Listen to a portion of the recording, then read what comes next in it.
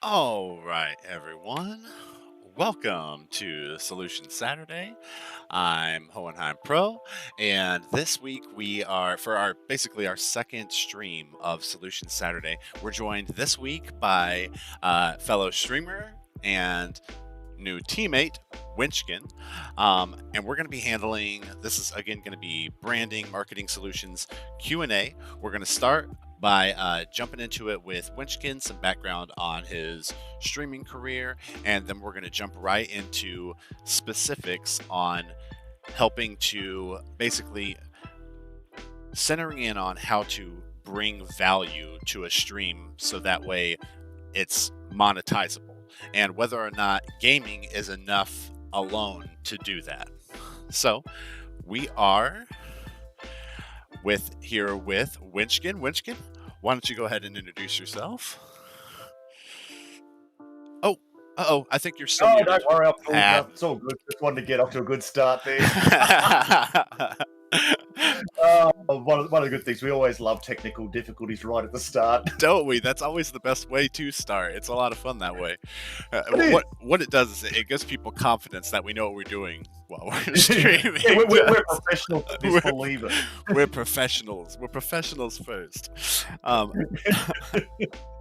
Well, and so when you like as I started out streaming. I mean, I started out as a viewer first on Twitch for like a solid year before I ever started streaming. And streaming came along for me because I had spare time, taking care of the kids during the day when they were sleeping and stuff like that. Played a lot of video games, and it was taken away from me being part of the entertainment industry. But now, one of the things that I've noticed with a lot of people that come in and start streaming, they think that basically once they hit affiliate status, that's when the cash starts raking in. That's when the fame and the fortune and everything and life just got so much better. Not to say that making affiliate is an accomplishment, because it shows that Oh, look, someone's willing to watch you. It is It a is. big accomplishment for a lot of people, because some people, they have got a lot. They've spent a lot of time as a viewer. They've got themselves known in a lot of communities. They're a bit of a personality there. They start streaming and they hit affiliate sort of Quick. within Yeah. that sort of 12 hours that they needed to go ahead and stream over the month, because everyone's just going to come and follow them, and they're going to get that follow count. For the vast majority, they haven't. They've got this delusion that, look at that, we are going to just go out there, we are going to be the next Co-Carnage, the next bloody Shroud or Ninja or whatever, and it's just going to happen straight away. And that isn't the case. And they've got to get used to the fact, and even the people that do hit affiliate really fast, they're going to get used to the fact very quickly for most of their streams, until they build an actual community that want to be there for them. Right. You're going to be streaming to no one.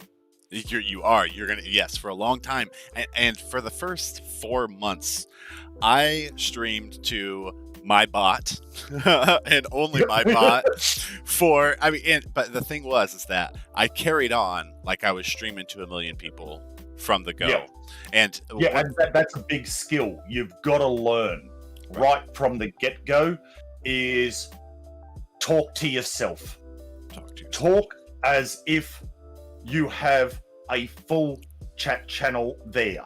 Right. And they're just they're not sort of comfortable enough to start chatting back to you yet, but right. You're talking to a full room. Right. So you've just got to go ahead and do this. And this is a really big skill, because people don't understand what it goes ahead and takes on the body, the toll it takes on the body. Oh, yeah. That you stream for 5 to 8 hours and you don't shut up. Right. Well, and so many people that don't exercise enough mentally. I mean, well, and just for the simple fact that they don't exercise enough mentally, they should know that there's a reason they don't, and it's because it's hard work. It's physically draining. Mental work is physically draining. Yeah, for sure. But it is physically and mentally draining. It is exhausting. exhausting. after you go ahead and have it. And like that's some of the biggest things like that I know as a streamer. You jump into a stream, you are going at it. Now you have a great stream. You've got your community members coming in, you've got new people jump in, you're chatting away, you're doing everything, and you've got to be able to multitask big Right. time. Right. Because, especially as a streamer, I've got like 3 monitors here. I have one monitor that is wholly and solely only all my stream Right. stats going on. I've got to make sure I'm not dropping frames, that Right. levels are all good. You've got to be able to do this. You got another one that is just the chat. Right. Yep. Going ahead and being there and concentrating on a game. Yep. And you've got to be able to read the chat while concentrating on the game. And if someone stream asks stats. a in-depth question, be able to think of the answer to give a proper answer. Authentic. You You got to be present. Yeah, you have to be present. Yes. Yeah, you've got to be present there. So it's a lot of things happening all the time going on. So that mental sort of agility you need to be able to exercise and develop has got to be there. Then you're got to be able to engage with your people and also do your gaming or whatever else it is that you're streaming. Right. And right now we're not even talking about monetizing a stream. We're talking about having good enough content to draw viewers in. Period. And that's the biggest thing, because monetization in a stream, if you're just looking for, okay, how do I, what, like you said, the belief there, once I get affiliate, look at that, I'm just going to be having the money roll in. It's just going to be, I've hit the big time now. Right. That's not the case. Right. I think a lot of people are in for a rude shock. Right. When they do it. And I think part of that is because they're not thinking about what affiliate means on other levels. So if for anyone that knows affiliate marketing at all, if you have for instance an affiliate link for CD keys, which you guys you'll be able to see both for CD keys as well as for Humble Bundle. Wenchkin is a partner for those. So if at any point we're talking about games that you guys enjoy, go check out his referral link for Humble Bundle and for CD keys. You're going to get excellent games, all the same ones we play, discount prices, awesome verifiable stream keys. So you guys go check that out below. Yeah, that's the big thing, especially like with CD keys. Right. I support them because they support the developer. Right. Exactly. Yeah. Yes. There is a lot of places out there you can go ahead and buy cheap keys, but they're black market keys. Right. Basically, they got them by ill means. Of that money, and I really do not support that style of thing. It's sort of, we are here to play games. Well, there's no games for us to go ahead and play if, when we buy our games, we don't support the developer. Right, exactly. And so and that's another reason why I also signed up for CD keys, is because I knew that they weren't using recycled keys that they got off the black market, because that's, fuck. There's enough pirates out there as it is, right? So, but I bring up affiliate. I go ahead and freely admit that many years ago and everything like that, especially in Australia where I'm from, to get a lot of games, you had to pirate them. Oh yeah, there are games that I have on this current laptop that are pirated, and it's because they're old ones that I bought 12 years ago that I wasn't going to reinvest in, and it was available, right? It happens. And that's the other thing. I always would go ahead, and if I pirated a game and I liked it, as soon as it would become available and you could grab it, you bought it. Right. Or if it, like, my favorite games, even if I had pirated them, it didn't keep me from buying merchandise and everything else, But so I bring up affiliate marketing, though, the affiliate for CD Keys, because it's still our responsibility as affiliates of CD Keys and Humble Bundle to put that out there. So when you become an affiliate True. of Twitch, it's still just the same. Like, you have what they've given you, they've given a lot of people, which is a chance to earn money if you take Yeah. it seriously enough, if you build it, which is the same exact thing with any affiliate link. If you're not making the sales, they don't just come to you because it's there, right? If you didn't tell people you were on CD Keys, they wouldn't know what your affiliate link is. And so Exactly right. right, so you have to think of gains from Twitch as an affiliate in the same way you would think of any affiliate marketing link, in my eyes. Well, I suppose the main difference there is when, like, affiliates for CD Keys and Humble Bundle, Right. we work at it, we work at our community, we let them know, we get the support backwards and forwards, and we have a tangible comeback Right. to We us we when can we're talking see how about much money. we earn. It, Yeah. it's Yeah. there. Twitch affiliate, I think the biggest misconception there is a lot of people believe, I got affiliate, I've made it. Right. No, you didn't make it. Twitch went ahead and said, you are a potential earning source for us. For us, right. Amazon said, here you go. Pimp our ride. Twitch isn't there to support the creator. Right. It is actually exceptionally hard to make money on Twitch. On Twitch, right, which is exactly why we're here. Yep. Yes, because the misconception of, hey, it's just a 50-50 split. No, it's not. Right. Well, and see, No, it's not. and so real quick, I'm going to give them a little bit of background here. So when you become affiliate status, you are now able to get subscriptions to your channel. You unlock things like emotes, VIP status, etc. And as you continue to grow your community, you'll also unlock additional emotes and stuff like that. So when someone subscribes to your channel, whether it's with Twitch Prime or cash, right, like just credit card, natural transaction, a Twitch streamer gets half of that. So out of $5, you say $2.50.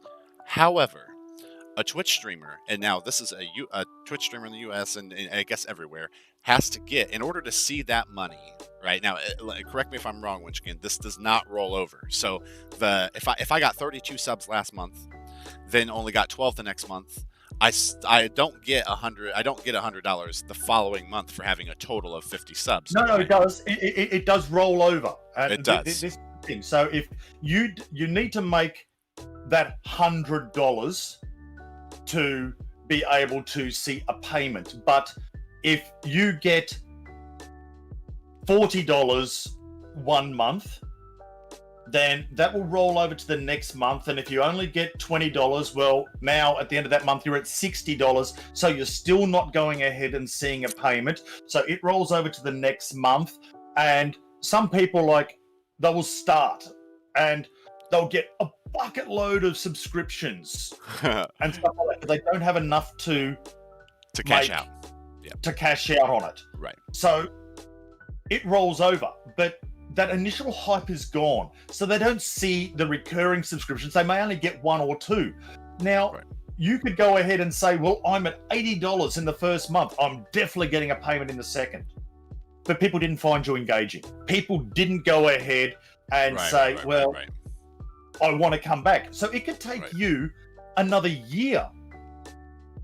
Right, to finally see that first 100. And whittle away to get that last $20. Okay, and now this is exactly why I wanted an experienced Twitch streamer to come on to discuss this with me, because I was under the impression that it did not roll over, which is good news for me. So I'm going to see a check from Twitch a lot sooner than I thought. Hooray! Okay, but but let's table that excitement for now. All right, so then. But in order to see that $100 each month, you would need to get 50 subs each month. Now, prior to our current worldwide situation we're all going through at the moment. Yeah. And where there were a lot more people employed and there was more disposable income. The way you could also go ahead and look at it, because 50 subs, that's a huge amount to go ahead and look at. To get 50 in a subs month, yes, absolutely. yeah, you need probably to have 200-300 people in there and being there.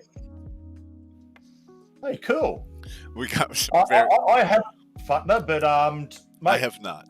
if you want to let me know your experiences, that sounds cool. I have never that, when I said Q&A, I wasn't expecting this one, but I can honestly answer that right now and say no. I have not ever experienced that either. But interesting. Yeah, no. But obviously, Futner's experienced the shame.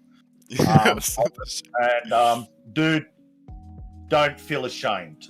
Don't feel ashamed. Go ahead, live up, embrace it, and move on with your life. No need to let this drag you down. Right. At a level you're at. Look up and go, I can be better. I can be better. Died coming up with that question. Probably not. I don't know. That was the brain cells. Those were the brain cells. That's my almost human response there. You're all good, mate. You're all good. Fun, yeah. That's it. Right. Fantastic. Don't let it live it down. Don't live it down. That's right. And if anything, next time it happens. And like, if you really want to embrace it, and that happens again, you're in the shower. Just pick it up. Give it a cuddle, mate. Give it a cuddle. Right. Embrace it. And coming from the entertainment industry, if it really sounded like a little baby duck drowning, I would say record it next time for Foley, sell it to movie studios, allow them to cut it up for background sounds for movies. There you go. That's exactly right. Monetize your shit, Funta. Monetize your shit, Funta. You're welcome. There you go. Ideas at its finest. Hohenheim Pro. Stamp of approval. Okay. But so, yeah, we were talking about getting up to 50 subs. Takes a while. So, like 50 subs, you're going to need to have sort of 200-300 people there, because you can have a large community, but they're there and they're not in a position to be able to sub. They're not able to go ahead, and they, for whatever reason, it might be like you are providing free entertainment. And this is the thing. Nobody owes you anything. Right. Nobody owes you. You are there providing free entertainment. If someone goes ahead and says, hey, I like your content, I like your personality, I like the way you do stuff, that you explain stuff, you are giving me some entertainment, you're giving me some value, whether like you're playing a game and you're discussing different builds or ways to do it. If they choose to go ahead and sub to you, be very grateful, because they don't have to do that. And you should never expect anyone to go ahead and do that. No, right.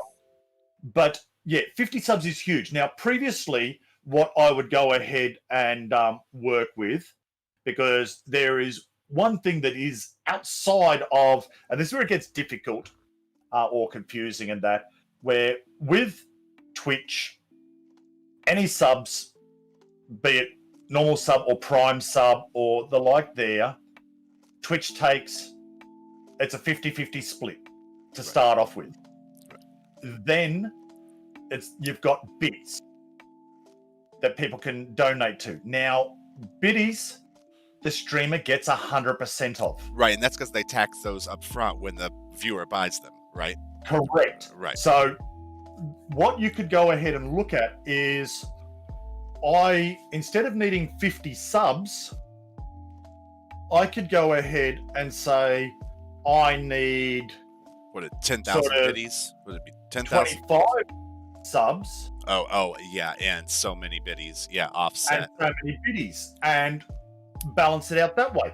Because when money was available, people were employed, and there was not that stress and scare and all over depression that's happening Right. currently. Right.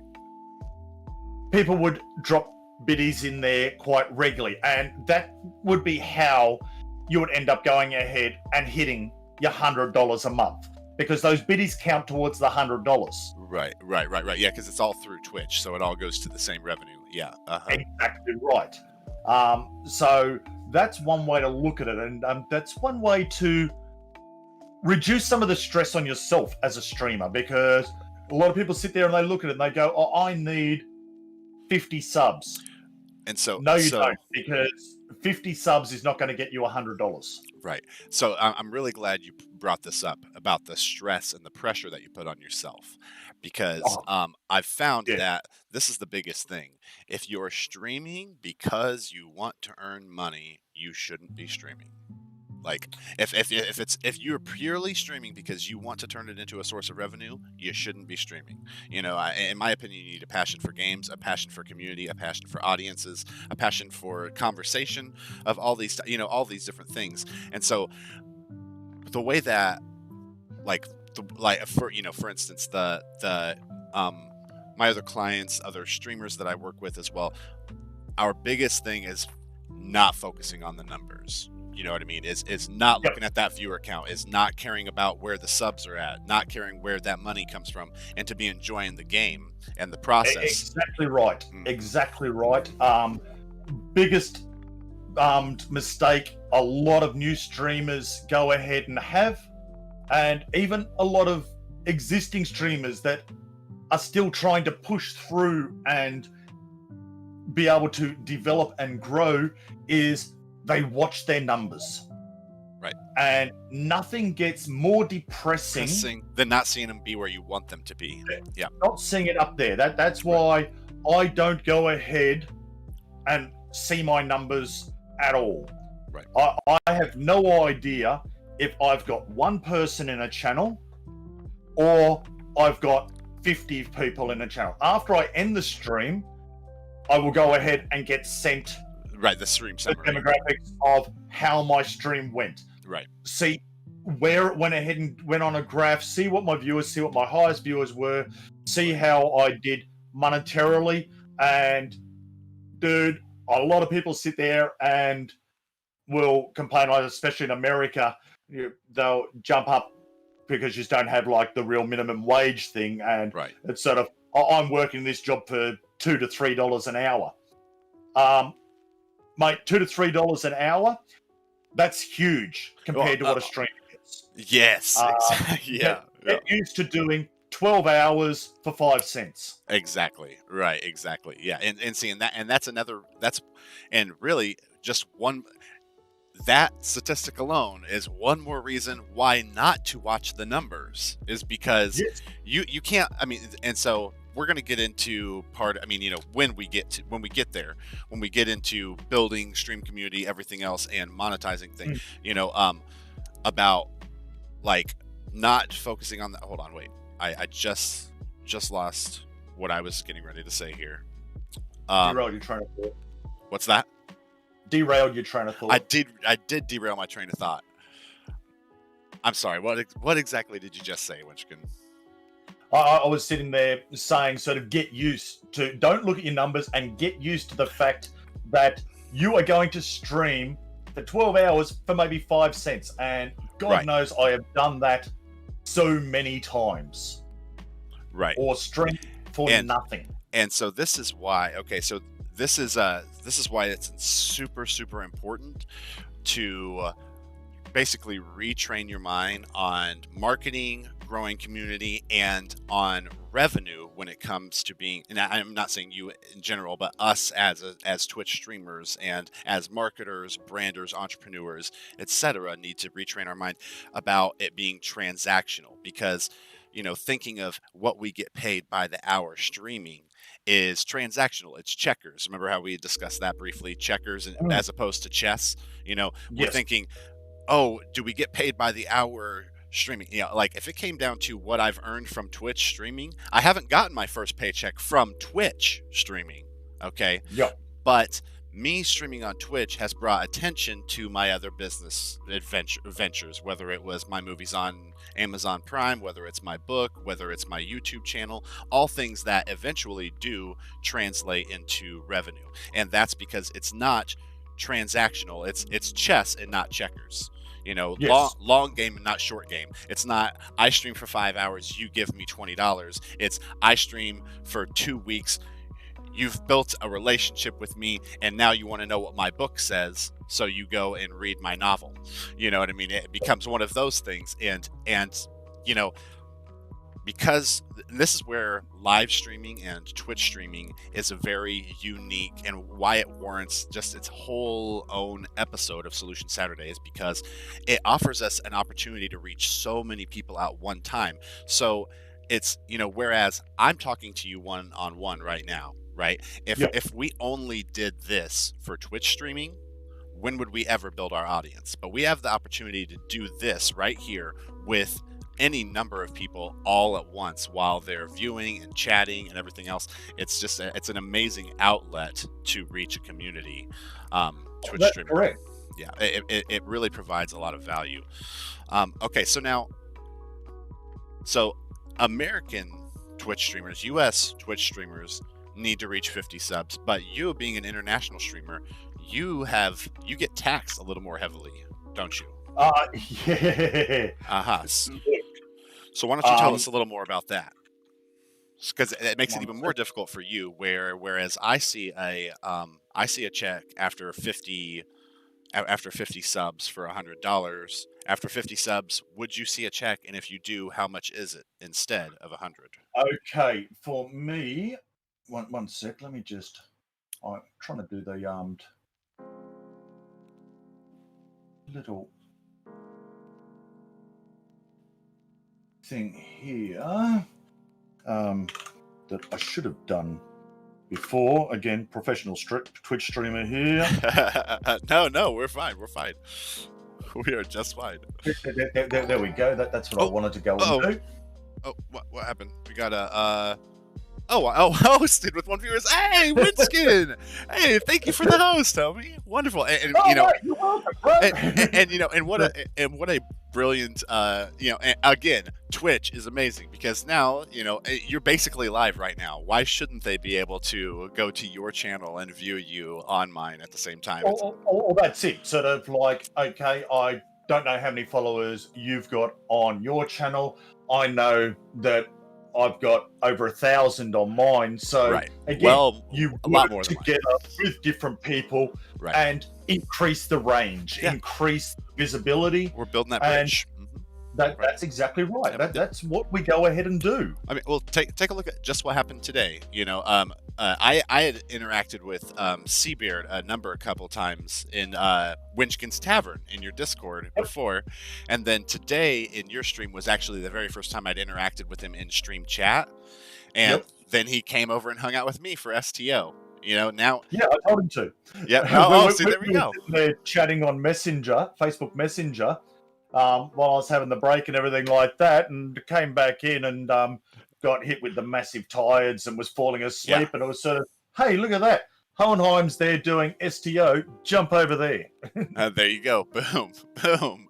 And then he ended up. I joined him in Discord, and he filled us in on some Saurian stuff and some Discovery background that I had no idea about for Star Trek. He is an absolute gold mine For Treks, Oh. yeah, Trekkies. for Trek stuff. He's sort of very, very much sort of in the know. He is a fan, loves the lore, loves everything else. Yep. And yeah, for people like playing Star Trek online and that's Right. Yeah, we were saying he can give you all the little bits that you just don't know. Yeah, exactly, and he did too. He was very, very helpful during stream. It was a lot of fun too. We had a good time. But just like I'm saying, sharing community, networking, building, and what's great is that he probably doesn't realize this yet, and that's because we haven't we haven't put together a logo and like an official banner thing yet. We're still working on it, workshopping it. But he probably doesn't even quite realize that he's joined not my personal Discord, but our Twitch, our stream team Discord. You know what I mean? Yeah, It's like, he's not going to be getting just my live notifications. He'll be getting yours. He'll be getting yeah, Turtle Monks. He'll be getting everybody's. It's kind of funny. that's it. Uh-huh. Yeah. Um, okay, so they tax you. But, We're back to the getting back $100. to the thing, the 50-50 split that people go ahead and believe Right. is what happens when they become an affiliate. What will happen is, let's work on sort of, we've got one sub, $5, 50-50 split, that's easy. Twitch gets $2.50, I get $2.50. That's easy. That's the way it works. Right. No, that's not the way it works. Twitch gets their $2.50 right away. Right. Well, of course. Yes. So Yes.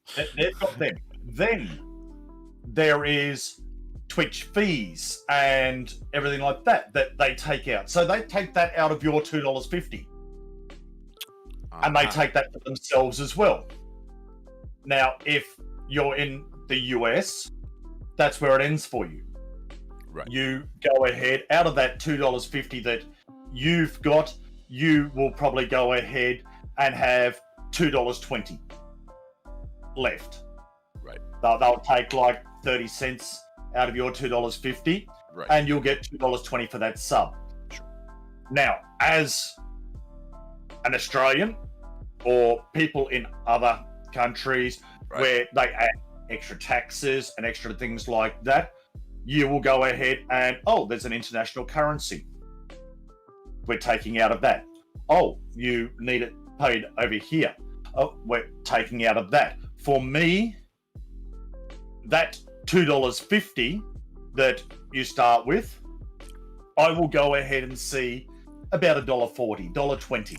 Right. Out And of so 50 subs to make $100 won't go ahead and do it for anyone, but for an American, you go ahead and say 60 subs and I will get my $100. Well, for people outside of Twitch in different countries with all of these extra fees and associated things added onto it, well, you almost need 100 subs to get $100.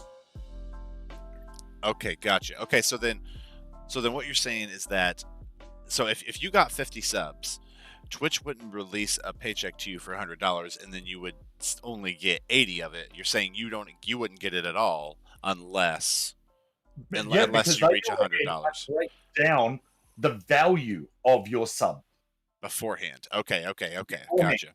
All right. So it's not a case of, look at that, you've generated $100 for us. No, it's $100 that you are entitled to be paid. Right. And then after fees, all of their fees and everything like that. Gotcha. Then they will go ahead and say, now you've hit the $100 threshold, you can go ahead and be paid. Right. So we're talking about even more difficult. It's Yes. even more difficult to get paid for international streamers as opposed to American streamers, because US dollars, for us, go straight to our bank account. For you, it's got to go basically through customs, essentially, international online customs before it gets to you. Okay, That's right. All right. So then, a little more background on you. About how long have you been streaming? 2016, I started streaming, so 4 years ago. Nice. At that stage there, I was streaming Marvel Heroes Online. Marvel Heroes Online. Marvel Heroes. Marvel Heroes. I heard model. not Marvel. Okay, gotcha. Marvel. Yeah, Model Heroes Online. Model Heroes. The finest, exactly. Vogue, CoverGirl, all the shit. Yeah, that's right, baby. We're going for the major sponsorships here. Screw Razor. Yep. No, yeah, no. Yep. But Marvel Heroes Online, ARPG. Get to play with all the Marvel heroes. It was a fantastic game. Now, bit of history with me, I spent a fair bit of time in the military and the fire brigade and places like that. I have wonderful sort of set in PTSD, and Yep. although I don't deal with a lot of things. So Marvel Heroes was a game for me that it eased my mind.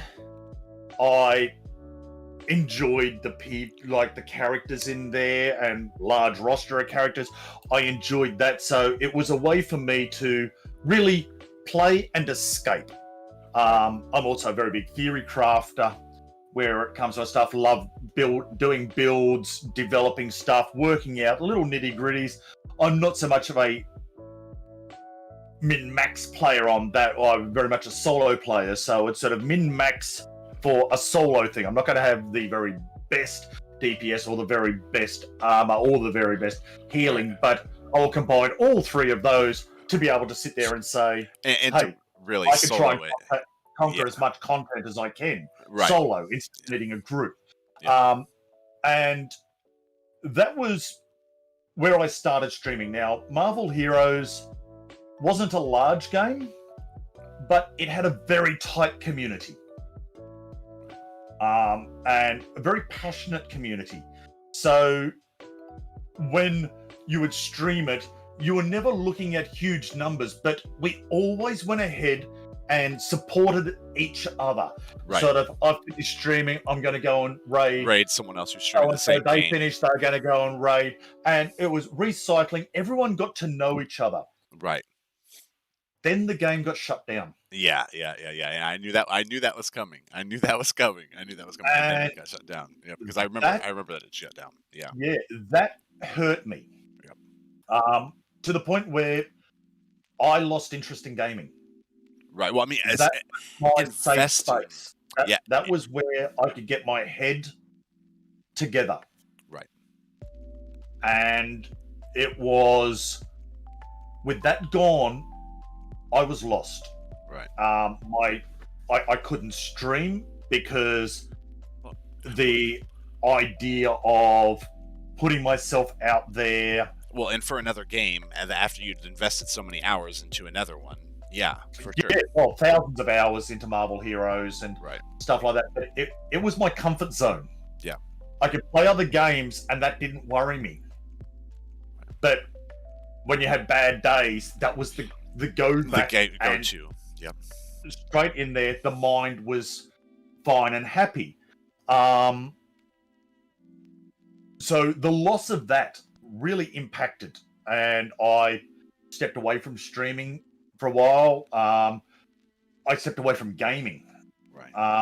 I couldn't find happiness and a comfort zone. I refound that in Elder Scrolls Online. Nice. Yeah, which is a great game. A fantastic game, but like I'd been playing that since beta, and it was a horrible mess. Yeah. At beta, there was a lot of issues. There were a lot of problems. When it got released, there was still a lot of issues, a lot of problems, and especially since with Elder Scrolls Online, especially when it first came out, everyone thought it was going to be Skyrim with friends. So when it wasn't, it was a huge blow. You know what I mean? When it wasn't. The things like you didn't have the Thieves Guild, you didn't have the Dark Brotherhood, all the stuff that we went ahead and took for granted. This is what Elder Scrolls is. Yeah, well, I mean, for us, for all of us that were fans of Elder Scrolls, it was so ingrained in the world. It's like, how could you miss this? How the hell could you miss this content? Now, fortunately, now Dark Brotherhood and Thieves Guild are DLCs that are really good. I mean, like I've been loving the Dark Brotherhood like missions and stuff like that, and then addicted to the cosmetic items and ESO collections is the best fucking part of that game. I love it. That's my favorite feature. That's it. But like as a testament to ZeniMax Online, a lot of other companies could have sat there and went, you know what, we released it. Yeah. You don't like it, so what? We released it. No, but they do Elder Scrolls Online. But they wanted to please fans. They understood that if you're putting out a game, pushing, and we have seen over the last 6 years multiple Right. iterations, changes, Yep. developments. There's been highs, there's been lows. Right. Last year was a year that was of particular low. Yeah. It went Well, ahead, they and had a change in development teams inside of there for balancing and all the like. So every couple of months, every 2 months, every 3 months, they would change everything radically. right, and And by your changes, entire build they're was nerfing our made favorite worthless. abilities. Yeah, they're nerfing our favorite abilities and skill lines, which is completely changing our character builds, which we've invested hours in.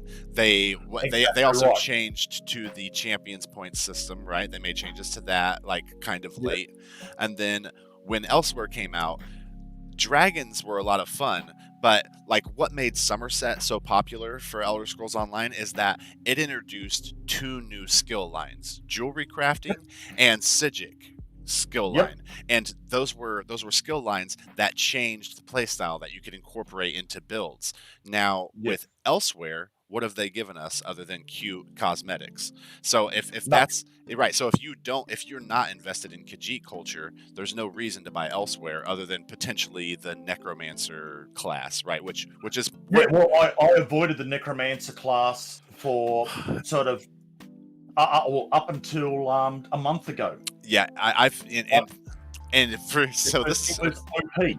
Yeah, It, yes. and there is, for me as a character, as a player, and as a streamer, and the like, I get no enjoyment out of playing or streaming a character that right out of the bat, without having to invest any time, effort, or anything like that, Right. is just so OP it can go ahead and squash everything around. Right, kills the That, challenge. Yeah, kills the yeah, well, challenge. that's it. I like to go ahead and take a character that is completely mainline, and then you have something where I'm bouncing around and everything's just falling over around me. Sort of, you've had to work for that. You've had to go ahead and invest. You've got to know your character, and Yeah. there's an achievement there in doing that. Yeah, absolutely. And Yeah.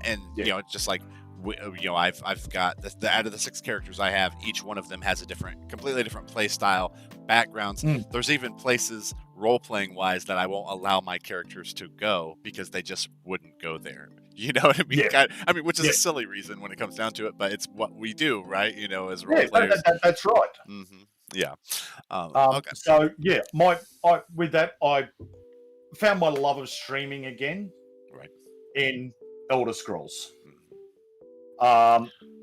Now, the problem with that was I streamed Elder Scrolls 7 days a week, and I just became known as an Elder Scrolls streamer. Right. Now, when I burnt out on Elder Scrolls, which is a very easy thing to do because It is. there is so much content. Right. There is so much to do. There is so much opportunity. You jump and you grab it all. Yeah, if you don't have something specific you actually want to do, you're paralyzed by everything there is to do. Yeah. Yes. Yep. And like a lot of people will sit there and say that's a bad thing having so much. No, I love Right. Well, the fact the that thing it is, it wouldn't still be a If you thriving want a game. PvP? Yeah. I don't. But No, if you right, want a I mean- PvP, it's there. I Go love you, ahead, Wenchkin. I Jump don't. into Cyrodiil, jump into Battlegrounds, do Right. that. You want to just run around and quest and do storyline? That's me. Right. You want to craft all day? You can. You want to house all day? You can. Play a marketplace? It's there. Yep. You want to get into the true end game of Elder Scrolls and housing. Buy houses, decorate the houses, go absolutely wild. Fashion wars to the extreme. Fashion wars to the extreme. You're absolutely right. You Because it's so go ahead customizable. and do that. Yeah. There is so much content. There is so much to do that it is very easy to burn out on it because you don't realize just how much time It you're takes. putting into the game. But Yeah. as a streamer, being completely set in one game and getting known as Wenchkin is an ESO streamer. Yeah, it's like being typecast in a movie. Very, very much so. And then when I burnt out and I decided I'm going to try something else, from going ahead and having sort of 30, 40, 50 viewers Right. sitting in there, Yeah. it has now gone ahead and dropped to you have 2 viewers. Right. Yep. Because you're not going ahead and providing this core audience what they expect of What you. they expect of you. Yep. So, as a streamer, yes, you may want to play this. And if you can go ahead and play that game all the time with no breaks, Right. nothing outside, good on you. Right. But it's a dangerous game. Yeah, that's a dangerous game. It's a dangerous game to go ahead and play, because if they make changes to the game that you don't like and you stop playing, for that, Lose your audience. there goes all your viewers. Right. Which is part of why I like being a variety streamer, because that's what they get used to. That's Is the it. variety. Yep.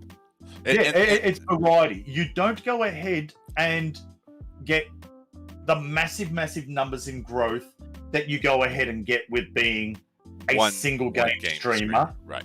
Because some people, of course, are not interested in this game, or they're not interested in that.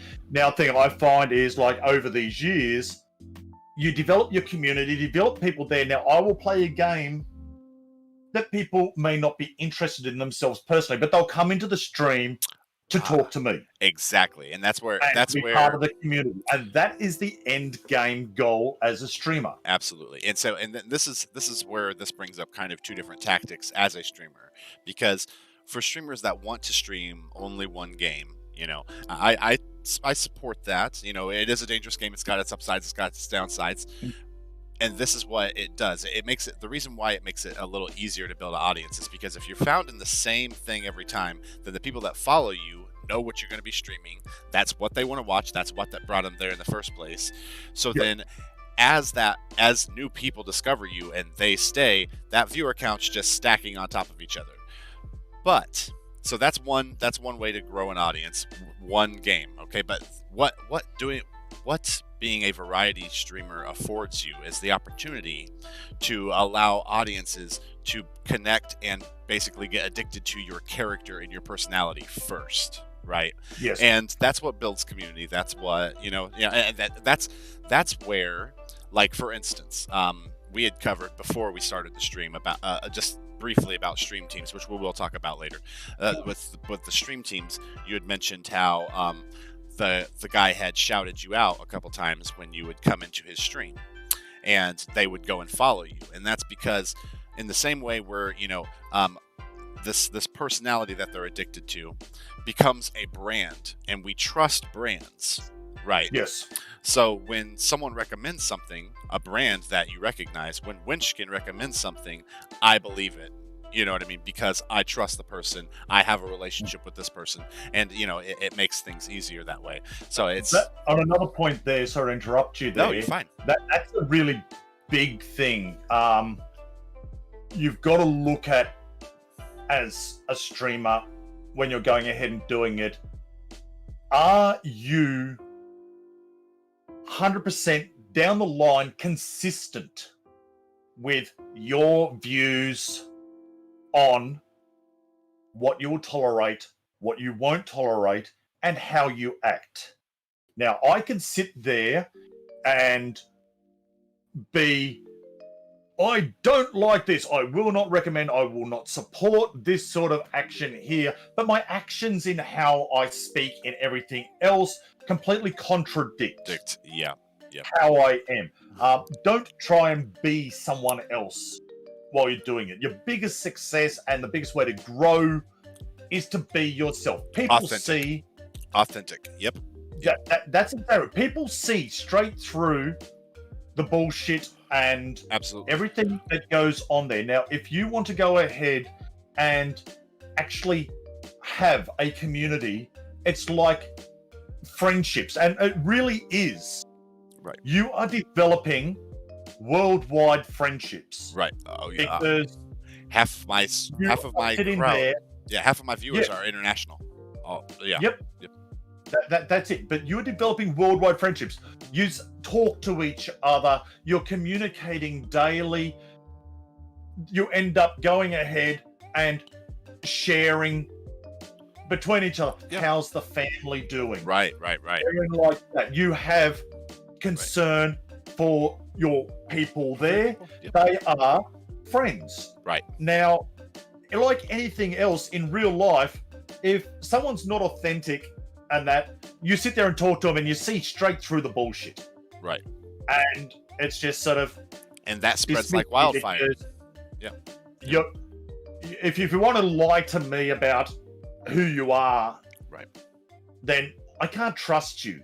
Right. And if I can't trust you just to go ahead and be able to speak to me honestly like that, then there's nothing there to build on. Right. So you be yourself Yeah. Yeah. And see, completely.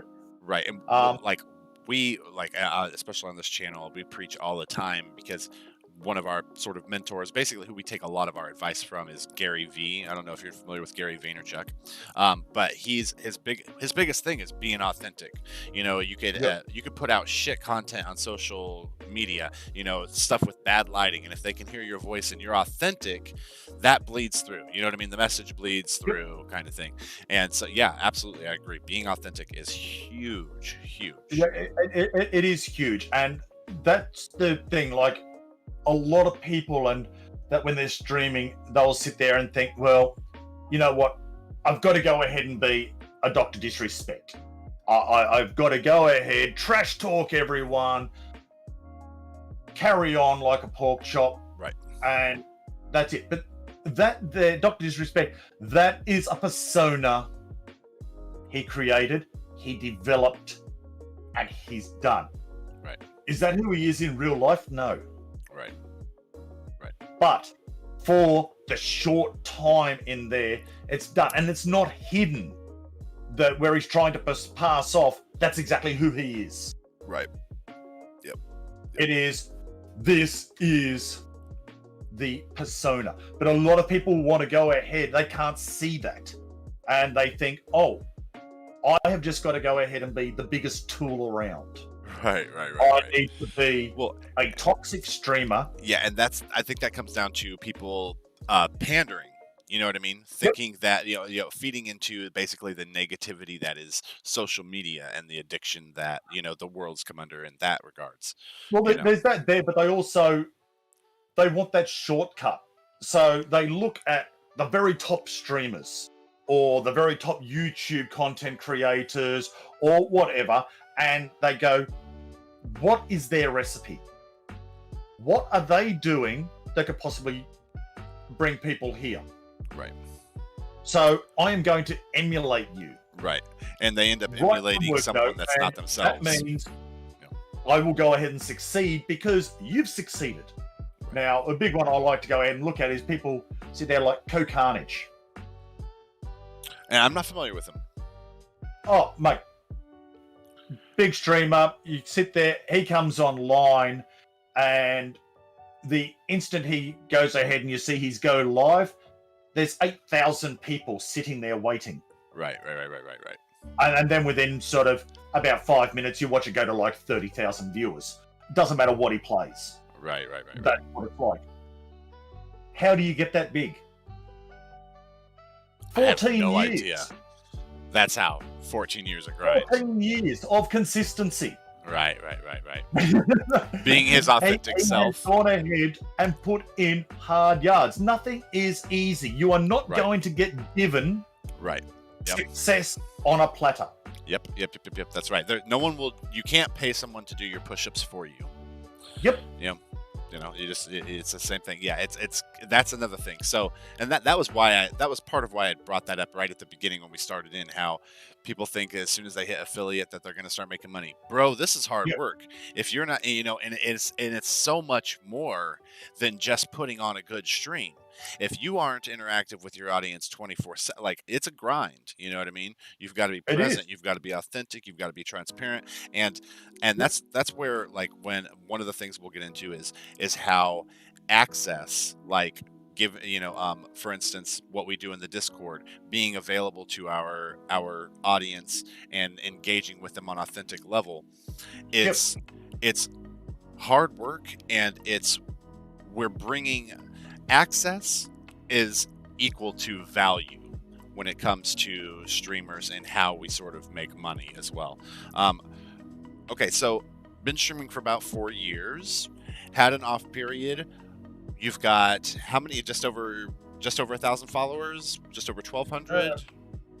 Uh, uh, I've got. I don't know. Let's have a little look-see here. 1,046 followers. 1,046. Okay, so 1,046 followers, 4 years. Let's say 250 followers a year. I'm at 200, so that's about accurate. I've been streaming about a year, right? Yep. With a consistent grind. So then only from Twitch, okay, not counting how we've diversified Twitch streaming for revenue. Only from Twitch, what's the most you've made in a month? In a month? In a month, probably $160. $160. And what would you say is has been the frequency of that? So like 106 one time. Yep. 4 years, one time, $160. So just to show you there, folks, by the hour, right? We're not talking, again, not checkers. We have to be talking chess here. Okay. So jumping kind of, switching tacks a little bit more into how I can help you bring value to your channel, and we can sort of talk about organic growth and how we make Twitch go from checkers to chess. And so we talked about briefly before stream. It's funny because we have tete-a-tetes, especially being teammates now. We talk all the time, right? But but the importance of social media, and that's because of something that Gary Vee, again, I'll reference him all night. Gary Vee refers to as underpriced attention.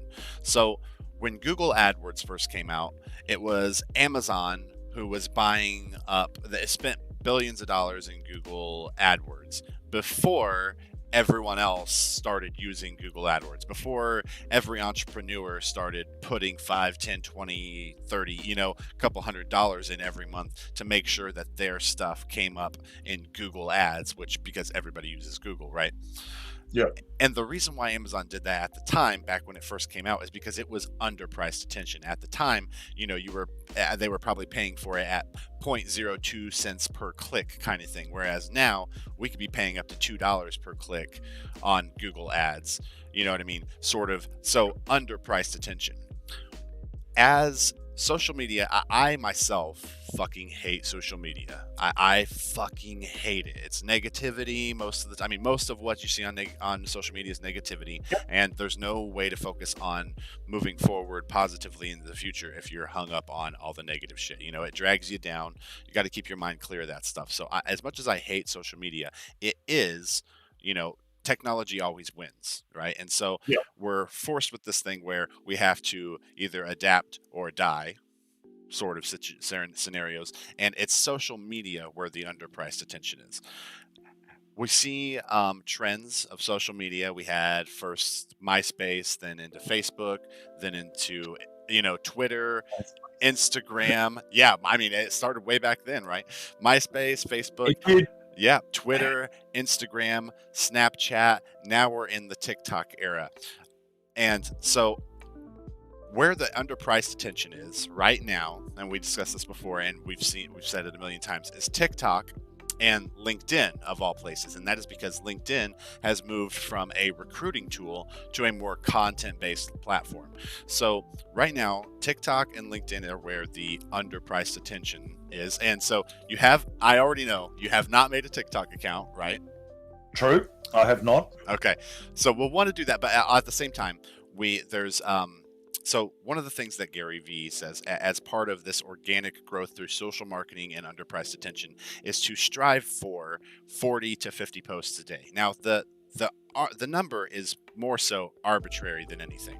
Okay, and 40 to 50 posts a day. Wow. Yes. Now this is the thing. Exactly. And that's exactly what he wants you to do when you hear that number. 40 to 50 posts a day, you go, "Holy fuck, I'd spend all of my time on social media." Now Yep, yep.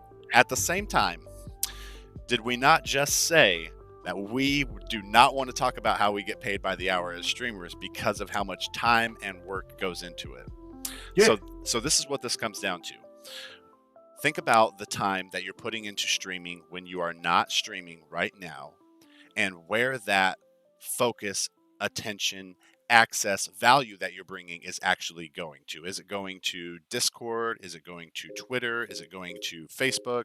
Or when you're not streaming, do you not spend any time marketing and building the platform? That's the question. Okay, me. Um, with regards to preparations outside of streaming for my streams, Hmm. unless I want to start a brand new game that I've never streamed before, Right. no. Nothing. Okay. I've got my setup, I've got my settings, I've got everything I know goes ahead and works. So I come in to stream, load up the chat program, load up stream elements, because that's what I go ahead and use to go and do it. I've got all my settings there, load my game, press go live on my stream deck, and you stream. Okay. and I'm streaming. So now, after there's nothing scripted in what I do. Right. It is just as it happens, it happens. Exactly. Right. Has that bitten me on the ass? Yes. Okay. So then you already know what I'm going to say, right? We need to put more time outside of stream into stream. And now that's not to say necessarily building time for stream. And also, it's really important to recognize this. We're not talking about, we already recognize that it's hard work, okay? But if you're looking at it as, we don't, this is one of those things that when it comes to viewers and meeting that post goal, we focus on the number in a sense that we want to be putting out content, but it's arbitrary. We're focusing on the numbers without focusing on the numbers. It's very confusing, and at the same time, it's simple, because that 40 or 50 pieces of content, meeting that goal, is not what is important. It's about putting in those reps, right? How are you going to get swole Twitch streaming if you're not doing push-ups? Right, Wenchkin. And so that underpriced attention with social media, just like we said, it takes a lot of time and effort outside. So this is where, like, focusing on, again, back to focusing on the numbers and that being like a mental block. If we're focusing on, I've got to make 50 posts a day, but that's not what we're doing. As streamers, we're building relationships. So it's about taking a look at these 50 posts a day and realizing that each one of them is as simple as reaching out to somebody on social media because they played a game that was similar to yours. Or, okay, so for instance, hold on. Like, I'm trying to gather my thoughts here on exactly how to further explain focusing on the numbers without focusing on the numbers, right? Because where it's like it's very confusing on how you have to look at it. Okay, so for instance, we talked about opening up a YouTube, right?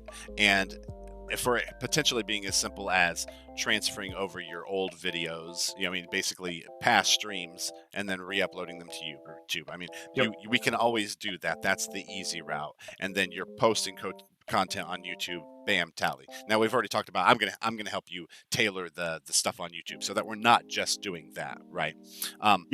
But it's being relevant on YouTube. Bam, that's one of those posts a day. Now you take that, and if, like, for instance, we talked about we're going to start working on clipping content, because those are super easy to post. You share that to Instagram, Twitter, and Facebook. You've made one post for each one of those. Now those are technically marketing posts because you're just trying to stay relevant and in the eyes of the underpriced attention.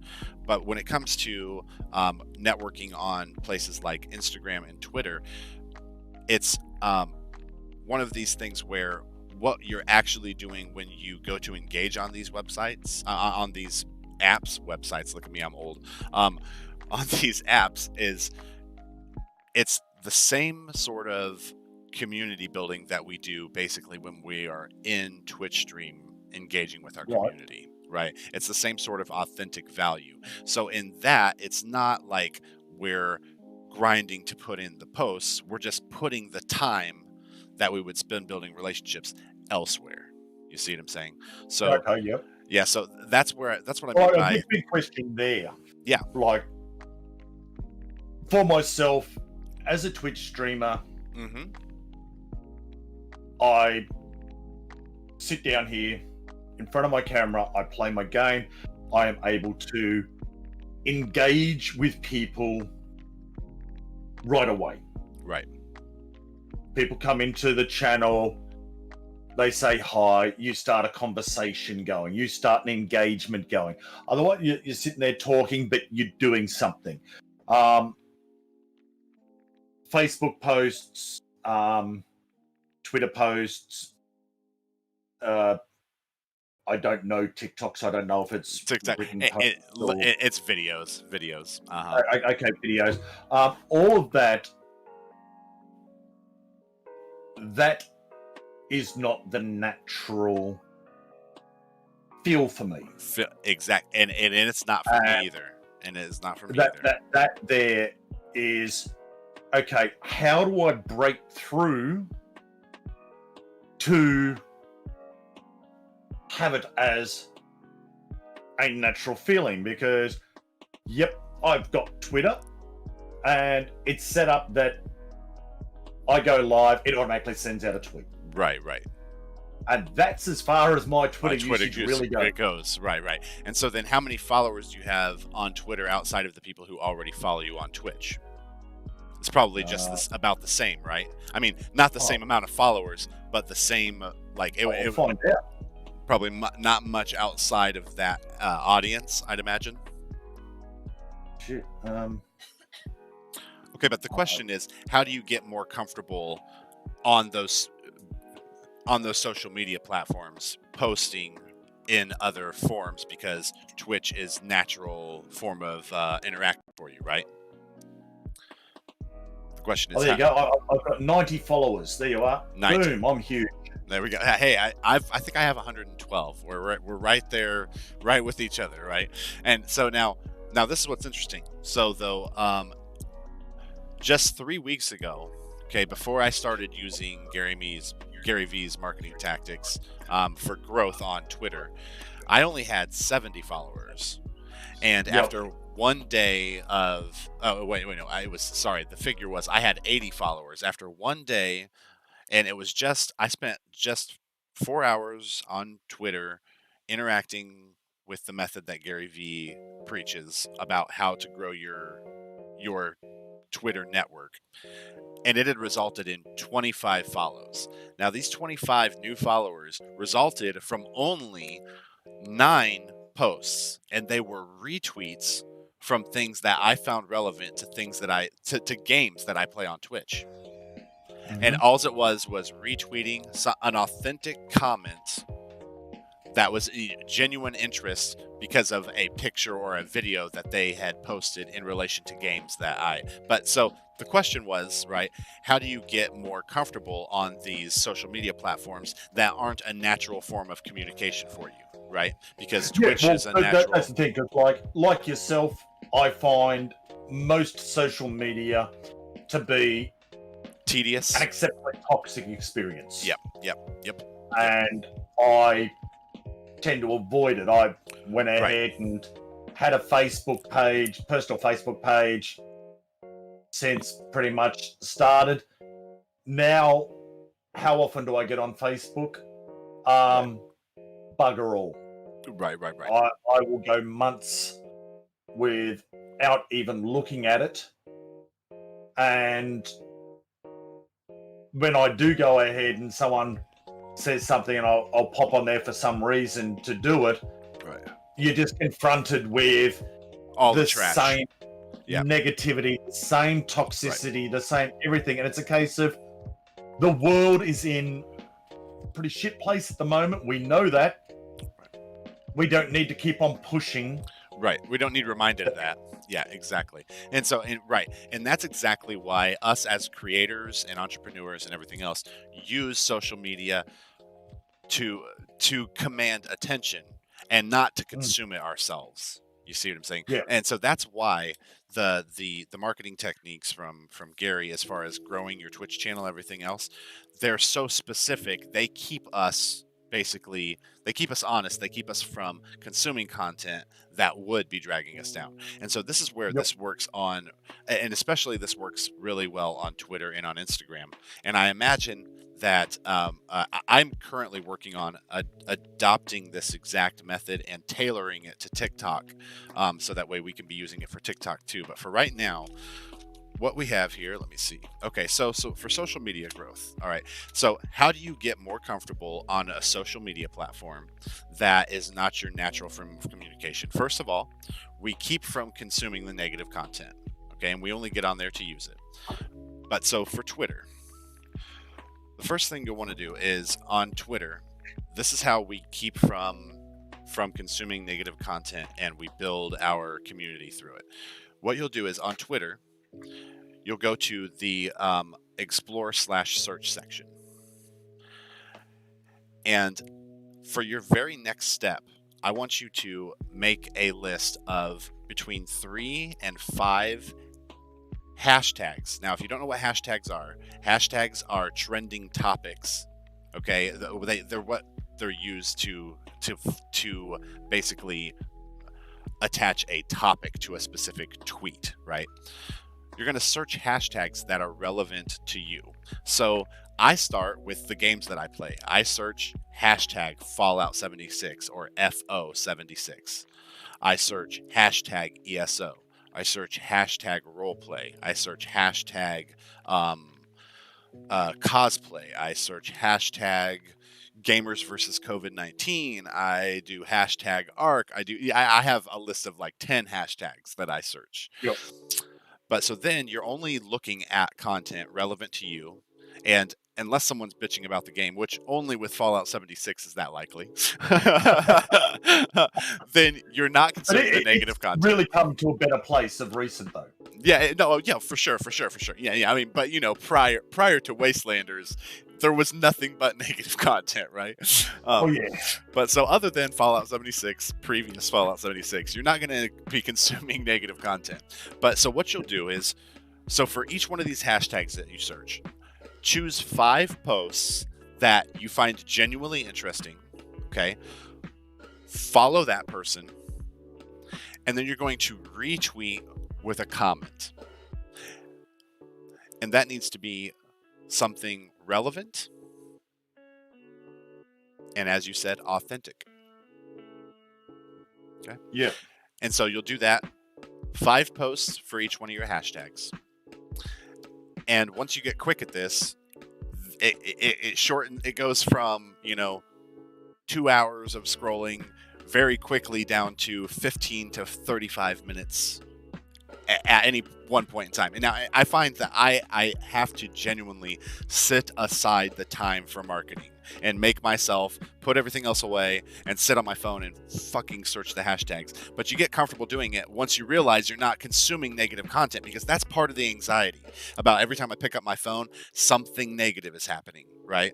And so, Oh, but so like right, when I sit out on the veranda for 8 hours watching YouTube videos, I should probably be going ahead and having a look at some Twitter and maybe retweet. so. Maybe so. Yes, exactly. And so, well, and so this is the thing. So so that's social media growth, specifically with Twitter. With Yep. Instagram, I just want you to, at the top of that where you have Twitter, put /Instagram, because you're going to do the same thing. There's an explore/search section, but rather than so rather than you'll still be searching hashtags. Same fucking thing. It's on Instagram, still same thing, searching hashtags. And with that, there's no retweet. You're just going to leave a comment. You'll like it, you'll leave a comment. If they genuinely want to engage with you, and then it's kind of up to you whether you want to follow or not, because on Instagram the diversity of content is a little different, right? So just because they've posted something cool that they like, that you liked one time, doesn't mean that you want to flood your Instagram feed with stuff that's pretty much not relevant to you, if at any point in time you're spending time on Instagram. But same thing, same exact thing, same to-do list. Okay, question here with that. Uh-huh. Instagram, as far as I know, because I don't use it, Uh-huh. is a photo platform. Right. As a content creator, other than the fact I know all of you want to go ahead and see me in a mankini, but my wife says I'm not sharing those photos. What is the benefit? Look, So, I'm an older guy. no. See. So this is exactly the thing. Right. When Instagram first came out, just like 4 or 5 years ago or whatever, it Yep. was, I mean, it still technically is photos. I mean, there are plenty of photos on it, but it has formed more so. I mean, Facebook bought Instagram. I think it was last year, and Okay. they've formed it to be more content relevant. So it is no longer a living resume of artsy hoity-toity photos. It is much more consumer-based content where people are posting memes and videos. My last 6 posts on Instagram have all been videos. All of them. Whether they were Solutions Saturday posts, kind of like what we're doing now, or whether it was gaming content. You can repost your clips from Twitch onto Instagram. And so, have you seen Twitch's statistics for clips, where it says where 60% of viewers who view a clip are more likely to return to a stream to follow, right, to view you during your next live session. Think about that. That statistic is for the number of people that view clips. That statistic, if you take a look at it, is not specific to those people who view clips on Twitch. That's clips, period. Whether that's on Twitter, which also accepts videos up to 2 minutes long, and as you know, clips are only a minute long. And Instagram is the same thing, up to a minute long, which, as you know, stream clips, perfectly for a clip. it's perfect for a clip. And then anything over a minute is placed on a platform called IGTV, Instagram TV, which is apparently blowing up. A lot of people, there are just as many YouTube viewers as there are IGTV viewers right now. There's just as many people looking at things on Instagram TV on their phones as there are on YouTube. So clips over a minute long and under an hour are perfect for Instagram TV as well. So that's where, so I want you to take a look at what we've just done as far as taking one stream that we've put on YouTube, right, and taking clips of. For every clip we take out of a stream, turns into a post for every single one of your social media platforms, from Facebook to Twitter to Instagram to even TikTok. TikTok up to a minute long on TikTok. 15 second to a minute long. So now TikTok, a little bit about TikToks that I know you're unfamiliar with the platform. It is videos. Most of the videos are those horizontally formed videos, where people are selfie mode, right? But this is what's interesting about TikTok. So before me and you, outside of stream, we'll talk more about specifics when it comes to TikTok content. But like on your to-do for TikTok, and this is what's great about TikTok, there's very little negative bullshit on TikTok. Okay, cool. So for this sort of homework assignment, I want you to spend between 4 and 8 hours, spread out however you like, just consuming content on TikTok, so you have an idea for what sort of things are popular there. Now, also keep in mind, one of the things that are popular on there are half naked women dancing, you can very easily filter out that you don't see that shit because we know that's popular. We know as Twitch streamers, booby streamers are incredibly popular. So there's no reason for us to consume that content. We know it's popular. Hey, I'm married. I'll go ahead and take any opportunity at all to go ahead and see. Yeah, and and see, the thing is that if I do that, I just get the shit slapped out of me. I have to I have blinders on. I have to have blinders on over here. Win, slap him. She's coming over to slap me right now. I just want to see this hand come in from the side of the screen and slap you. I wouldn't even be mad if she did. It'd be funny. I'm all. I have a sense of humor. It's hilarious. It would be hilarious.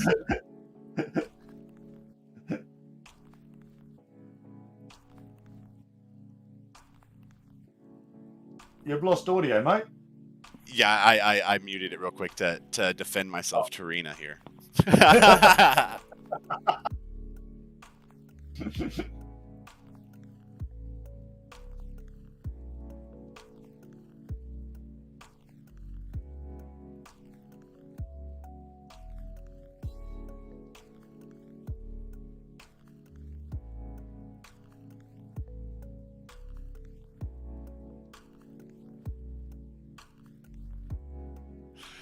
Okay, we're back. Yep. But okay, so yeah, so the same thing that works for Twitter works for Instagram, and I, like I said, am working on a strategy to form this to TikTok because right now, like I said before, so the underpriced attention, okay, as in where you have the most potential for organic growth is on TikTok and LinkedIn. The reason why it's the greatest potential is on TikTok for organic growth is because it's a new social media platform. The algorithm for TikTok is really good at showing people things that basically showing audience members stuff that they know they'll like, but also they're trying to basically throw anything at the wall to see if it sticks. So when you post a brand new video, they don't care what's in it. They want to see if people are going to like it. So what you'll notice, and what you may notice after you first start putting content on TikTok, and also what you may notice as you start consuming TikTok is that TikTok's audience started out super, super young. It was all just a bunch of 17, 18, 19-year-olds dancing and doing music stuff. It's much older. I mean, the crowd is consistently getting older. My friend Michelle Riggs is in her 50s. She's a nurse. She's on TikTok doing funny dance videos and Adele crap and she's a nurse, so she's making a lot of COVID-19 like jokes and keeping things positive and light about the situation. But just as an example of how the audience is slowly growing and picking up traction for the older generation, and it's because it's like when it comes down to social media, it's only because the younger people are always the first ones to pick it up and try it, not because it's only tailored towards young people, but it's only because they're just the first ones to always try out the new social media thing, right? So that's why it started out young, but so it has the most potential for organic growth. And then LinkedIn, as we said earlier, started out as a recruiting tool, but they have recently changed so that they're now more content based. So someone with no followers, with no connections on there, could go on there and do. It could go on there and post a video or an article, and it could get 1,000 organic views because it's content that, again, just like TikTok, is just throwing out anywhere and everywhere into everybody's feed to see what's gaining traction and to keep things interesting. Because as you know from first going on on LinkedIn, it was all, congratulate this person on their work anniversary and this person got a new job. Pure 100% business site. Mm-hmm. So now this is what's interesting, especially for us streamers, about the audience that's on LinkedIn, is that it is still business professionals, but they're now consuming content that basically we put out, right? Because it's content, so it's always a mixture now of professional and entertainment in this sort of very business manner, and it's growing to being more content based away from the professional stuff. Not away from it, but just a more solid blend where it's not a billion bland articles at one after the other, but there's also, good motivational speakers. There's funny bits on there. It's growing as a content platform. So so those two right now are the top ones for social media, but it's important to stay relevant everywhere for the simple fact that all of these social medias still have a different audience. So LinkedIn, why it's important for us as streamers is because it's still a most likely white collar rich crowd of business professionals on there. So that's, sort of where the money and investments are. That's where these CEOs of larger brands and people that would be able to offer us sponsorship, it's more likely that we're going to get their eyes on us at us on a website like LinkedIn. Whereas how many CEOs and business professionals are spending their time as Twitch viewers? Um, you know what I mean? Or searching hashtag role play on Instagram. Even it's more likely that they are consuming content or sharing it on LinkedIn, seeing as how that's sort of their social media platform that's becoming more content based, if that makes sense. um, Hmm. okay, so now, despite the number that the numbers that Gary Vee throws out being arbitrary, 40 or 50, I've still put together basically a tally sheet that sort of breaks down how to prioritize posts so that it makes it easier to meet that goal. So, really quickly, if you want to, I've got I can, you don't have to write this down because I'll be able to share this image with you. But Okay. what I'll do Yep. is I'll just kind of go through the stats real quick so you get an idea of what this ends up looking like. So to stay, now the where I got these numbers from that basically add up close to 40 to 50 posts a day is from a combination of old marketing research that I'd done way back when, uh, you know, when I first branched into the different social media networks and tried to figure out how to leverage them for marketing. I was trying to Yep. figure out, I mean, because as you know, if you spent marketing on social media is a full-time job all by itself if it's done the wrong way, honestly, because you can spend all of your time on there. So if you were managing, if you were marketing on Facebook and Twitter alone, you could potentially spend 40 hours a week just doing it. So if you have 7 or 8 or 9 social media platforms, how do you keep up with them all? So when I was trying to figure that out, I was trying to figure out what what are the minimal and maximum amount of posts that I need to have posting on social media just to stay relevant. This was before I was trying to be authentic. This was before I stopped doing all the salesman shit, before you realize that you just need to get on there and interact with people, because social media is not for you. If you get on social media to sell shit, you're going to fail, because social media is about being social. So if we get on there and that's our aim, that's exactly what we're going to get. And the attention comes from being social, not from selling the most on your e-commerce store, right? So Yeah. when we come at social media and we're selling, it fucks it up. But so before I learned all of this, the numbers were still relevant as far as staying relevant, staying active on social media, because like a Facebook page that keeps active is more likely to show up on people's feed. If you post one thing every 6 months, people don't see it, like, in their news feeds most often, and it's because you're not staying relevant. So to keep pumping your things into the algorithm, you needed to post consistently, just the same way we have to stream consistently and sort of stay on a schedule for people to know when they can access us, that we're there, etc. So back when that's where I got those numbers from, way back in the day with those researches, but they still helped us out a lot here and sort of apply as far as, especially you'll see, when it comes to the relevance of like organic reach, they sort of scale in a way. So for Facebook, should be trying to make 3 to 5 posts a day. Yep.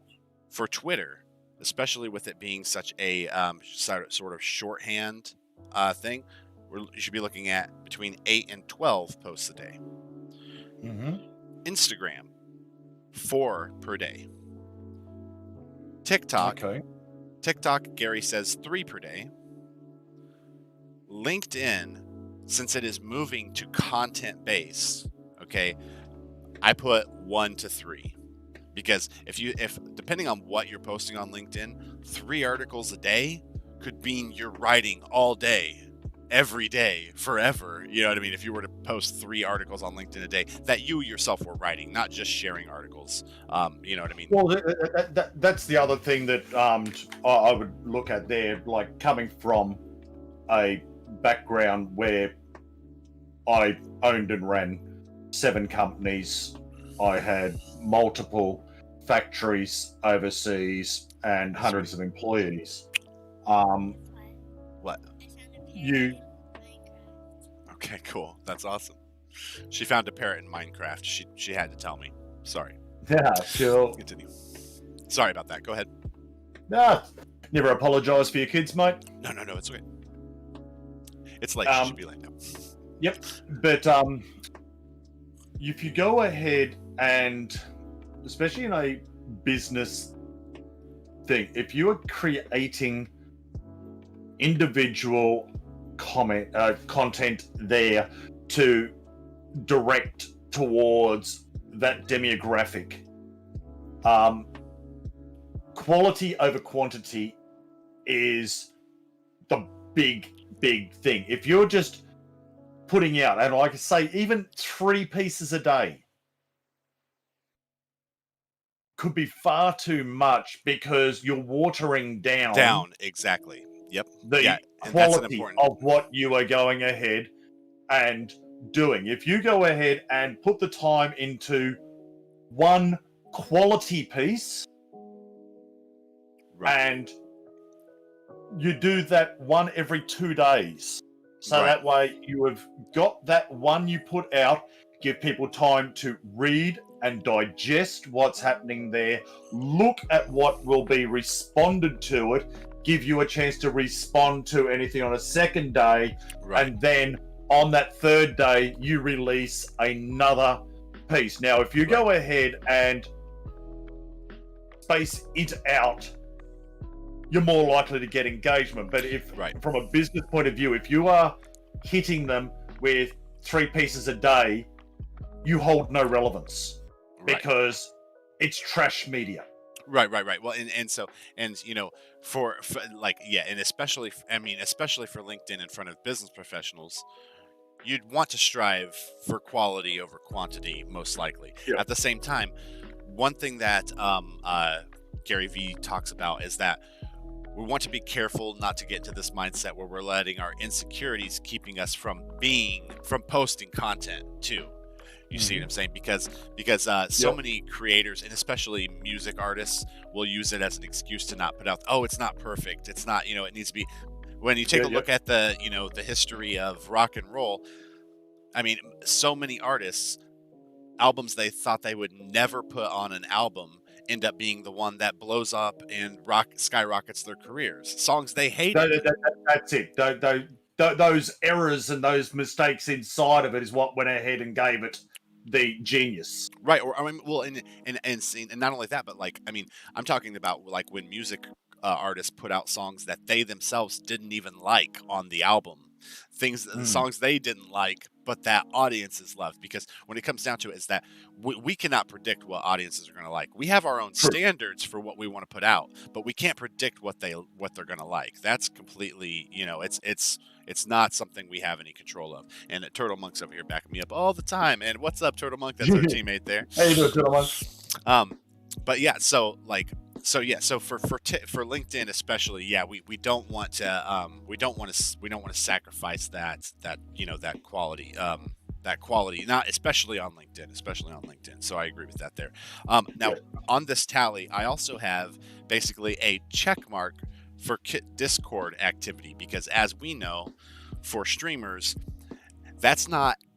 We're not posting there, but that is authentic and really, I mean, that's super personal engagement, right? Yeah, because Yeah. it's access to us, right? Well, Um, that's the thing, but it's also a like, or my view on Discord. Don't know how like you're going to say that, but as you see, because you're in mine and everything yeah, like that, I may not post every day inside of there because, right, like all friendships, you don't go ahead and see each other or speak to each other every day, but the engagements you do have, or it's the forum for true engagement they do, there. You are dealing with people you have come to know. You invite others into this family that you have there. right, They see the raw, unsolicited, nothing's held back part there. It is also one of those forums where, yeah, we've got access to, we can call each other up, have a chat. Um, you are giving someone access right away to you right, that absolutely. they can't get Well, anywhere else. They right, can go ahead, and, have a look, see, there you are. I'm going to call you. right, right, yeah, and it's like it's complete, outside of Yeah, stream, if you're in direct access, exactly right, Turtle Monk. Because outside of stream, I mean, if you're not streaming, right? If they can only interact with you on Twitch when you're streaming, then when you're not streaming, you're just not there. So that's yeah, right. that access. So now I'm curious. So now you guys will have seen here. It's coming up right now. Join the Wanderers. Patreon.com/Wenchkin. It's right there on the lower thirds. So for that, when you created is it Patreon that introduced you to Discord, or were you using Discord well before with Twitch? I was using Discord well before. See, now for me, it was Patreon that had introduced me to Discord, and so it was through them that I had sort of learned how you're giving access.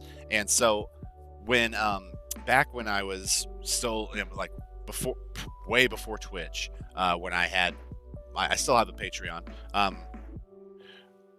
When we were still building that community, one of the things that they kept reminding us on Patreon was like, the goal for your Discord is for you to not even be on there, and that for your community to be talking and interacting all the time, and for you not to even have to be part of it, but Yep. for your community to be there for one another, and for it to be hey, oh my gosh, Turtle Monk, I appreciate. Hey, look, there's the subscription. Hey, look at that. Thank you very much, Turtle Monk. I appreciate that. Was that yes, through Prime. Excellent, brother. Excellent, excellent.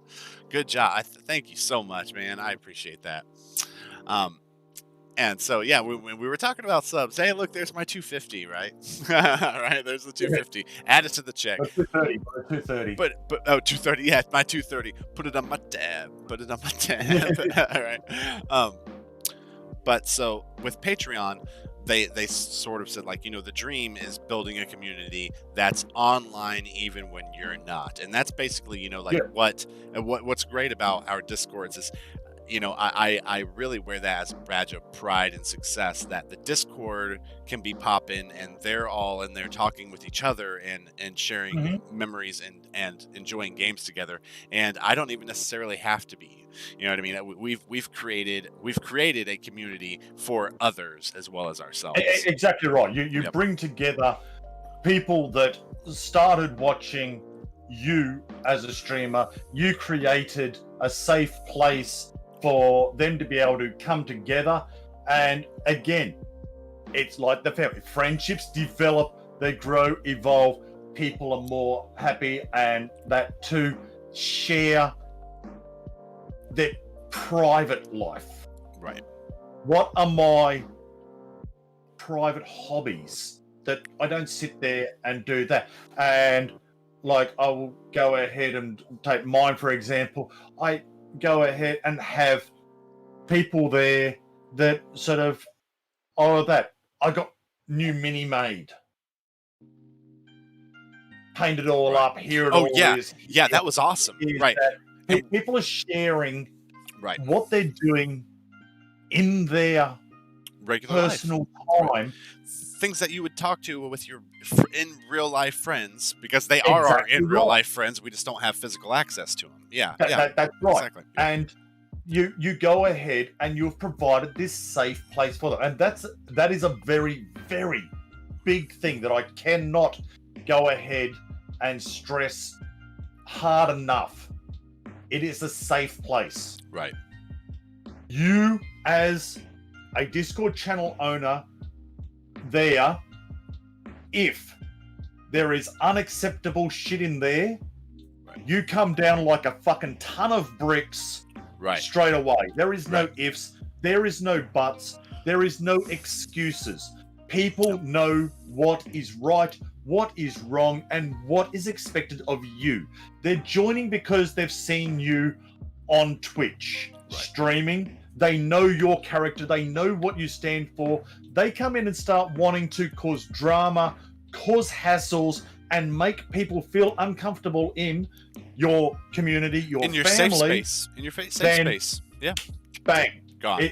it's over. Right, right, right. And and this is the and we've had that happen already before in our Discord.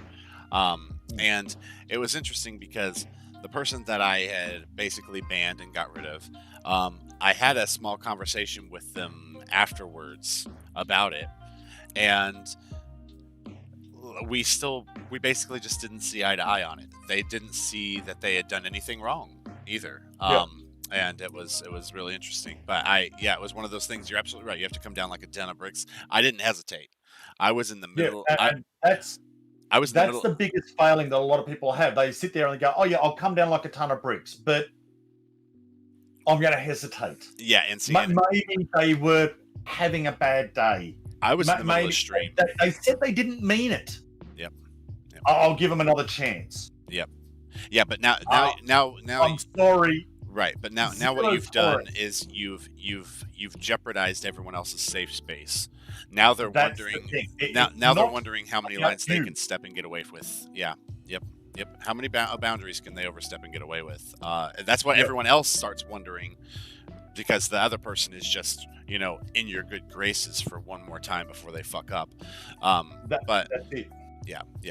And the thing is that I found that online interaction, even through a Discord or whatever, isn't usually reason enough for. It's not going to be reason enough for people to change. So in this particular instance, people don't change, not online. Mm. You know what I mean? That Yeah. happens because they want to change in real life, in person, kind of thing. That doesn't really happen online. It's not from a punishment. You know what I mean? I mean, we know when we Yeah. think about in grade school when we're put in timeout, it gives at some point it just gives us time to think about how to get even, and not how to reflect on our, how to reflect on what we did, right? So There was never any reflection on what I did except for why did I get caught? why no right How exactly did I do it how to without be a getting better caught? how to be a better criminal. Yes, exactly. Right, Yeah. right. Hence prison not working. Yes, right. Reform my ass. More like educate criminals. Yeah. Okay, but yeah. So Discord. So Patreon. I brought up Patreon because Patreon. As Patreon creators, we want to be posting something engaging with our community, whether we have that community on Patreon or not. Just True. like we would early stream days, between 2 and 4 times a week. Because then, Mhm. when you think about it, especially in today's binge watch culture, if I had somebody go and join my Patreon right now for $1, they have so much content to watch. It's going to catch them up on the past 2 years of all of my productions and behind the scenes content that literally they can't get anywhere else other than the Patreon. You know what I mean? So like the posting, even if they aren't there, and trying to meet that goal 2 to 4 times a week, even it's as simple as throwing on the webcam, hitting record on Stream Elements for a minute and a half to say, hey mate, hey mates, we're getting ready to have such and such going on this week. I might be trying out a new game. I'm gonna and then also we're gonna talk about ways to help build the value on Patreon, because reason why we talked about the Twitch subs, and part of what you have as set on one of your timers for Stream Elements, is that because Twitch takes so much, Patreon is the best value as far as subscribing to us Oh, streamers on but, Twitch. but it's the best value for subscribing to any streamer. Right, It doesn't matter, even as an American streamer. right. Um, Yeah, Patreon goes ahead and takes, depending on your your level content. that you Yeah, your want to content. set up with and everything like that, Exactly. but they take 8%. Right. Eight. Now, 8. It's nice. 8% as opposed to 50 plus percent And minimal is a payout. very, very big difference. Right. And minimal payout on PayPal, I think, is only $10. Right. I want to Yeah. say. I want to say minimal payout on PayPal is only $10. So rather than waiting Well, I would know 6 because months. PayPal is accepted so many places, and like for myself, anything that you go and make as a streamer, it goes back to the stream. We get new games. It means I can maintain a Right. sub to be able to have private servers like in Fallout 76. Right. So that way you've got people that come in and can play with you Exactly. and the like there. So Right. you don't pull it out of PayPal. It's just here is readily available funds that Right. Steam takes PayPal. Yep. Bethesda takes PayPal. Everyone takes PayPal. Right. There we are. Need Yep. to buy something? PayPal. It's done. Yep. It's so versatile now. Yeah, and it's great. And so, Patreon. My point was, we don't have to wait before to have $100 check. Except Audible. But Except Audible. Audible means that you are not going ahead and watching sexy beasts like Hohenheim, myself, and everything like that, because you're sitting back, sipping margaritas, listening to a book. Right. Yeah. Wait. So, except Audible, as in, They don't take PayPal apparently. Audible, as in, okay, the Amazon. I was about to say, wait a second. I was like, okay, yeah, to pay for Audible. Okay, yeah, good point. Okay, yeah, except Audible, right? Yeah, no, I was familiar with Audible, but I was thinking of it as a content creator. I was like, Amazon, they transfer stuff to my PayPal. It's like, but I was thinking of getting paid for my books, right? That's different.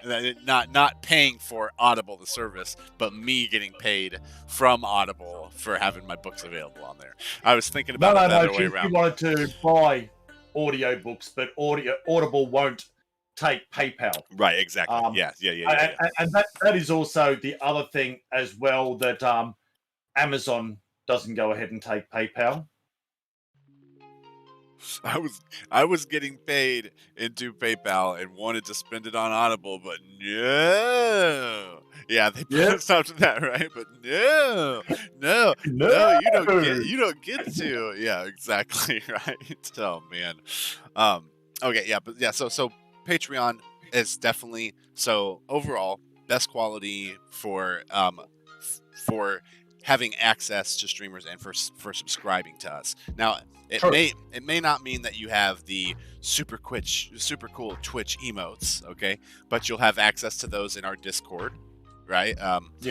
But also, though, like, other than Twitch emotes and skipping ads, what other real benefit is there to being a subscriber on Twitch as opposed to on Patreon, right? So yeah. So so do I, Turtle. So do I. I feel like that's. Sorry for interrupting you. No, you're right. Is when you look at Twitch Prime. As a Twitch streamer, you go ahead and get paid into PayPal, but they'd like you to go ahead and utilize Twitch Prime and have that as well. But you can't go ahead and use your funds that you've garnered through Twitch, paid into PayPal, to support Twitch by getting Twitch Prime. Right, yeah, right. So weird. Yeah, but of course, they, anytime you what is it? Oh, what is it that Gary says? I want to say, I mean, the whoever has the attention, but it's the convenience too, right? Convenience will Yeah. get the because consumers don't care that you've been there for 40 years grinding or whatever. It comes down to convenience. If it was convenience and cheaper to them for it to do it. Yeah, yes, convenience. Yeah, that's what it is, Turtle Monk. Yeah, thank you very much. There, yeah. So we got another Team Gary V, uh, person person here in chat. Help me out to recall those. Okay, so yeah, but so for Patreon, between 2 and 4 a week, posts a week. Reddit. Are you familiar with Reddit? I am familiar with Reddit. Aha. So Reddit A being hive the of scum and villainy. see right. So being the front page of the internet as it is, they recommend 3 a week on Reddit, um, just for the potential to, I guess, earn karma, right?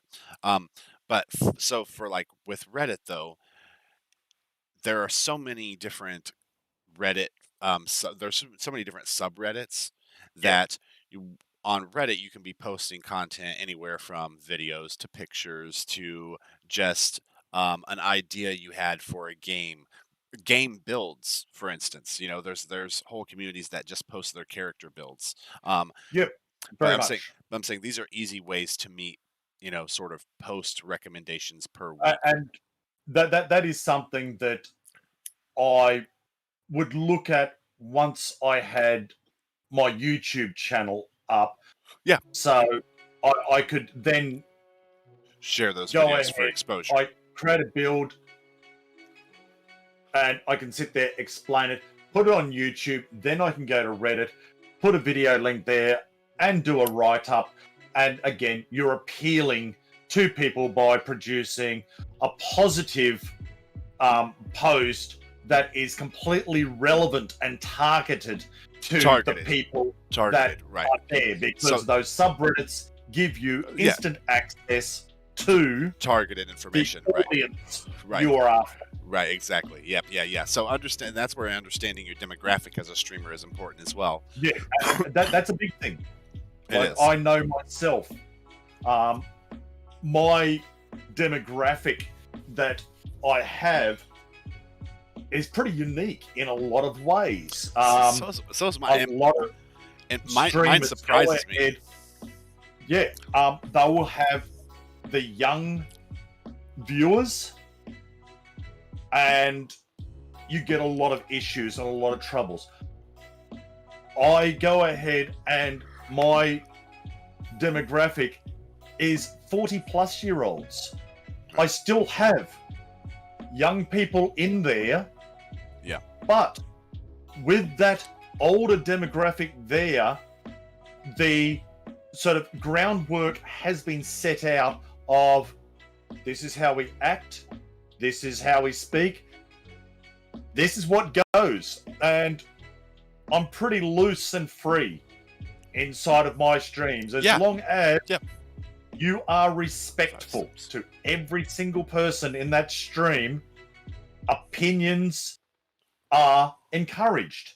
Right. That goes ahead and encourages sort of intellectual conversation. Right. And this is what's important is to understand is that you can give your opinion without being disrespectful or putting down other Exactly opinions. right. You know what I mean? You can And say, that's something skill that people need to learn, that don't get fucking butthurt over everything. You know because what? they don't like the same Open thing your you do. ears. Yeah. Listen to what is being said, and you'll find that 90% of what being said is not being said to hurt you. Maliciously, yeah, and not only that, but you'll find oftentimes that you probably don't even disagree with it. You're basically, most people don't want to. They get so butthurt that someone doesn't like exactly what they like that they close off the perspective. When it comes down to it, it's literally just a different perspective, not an damning or an indicting judgment on you.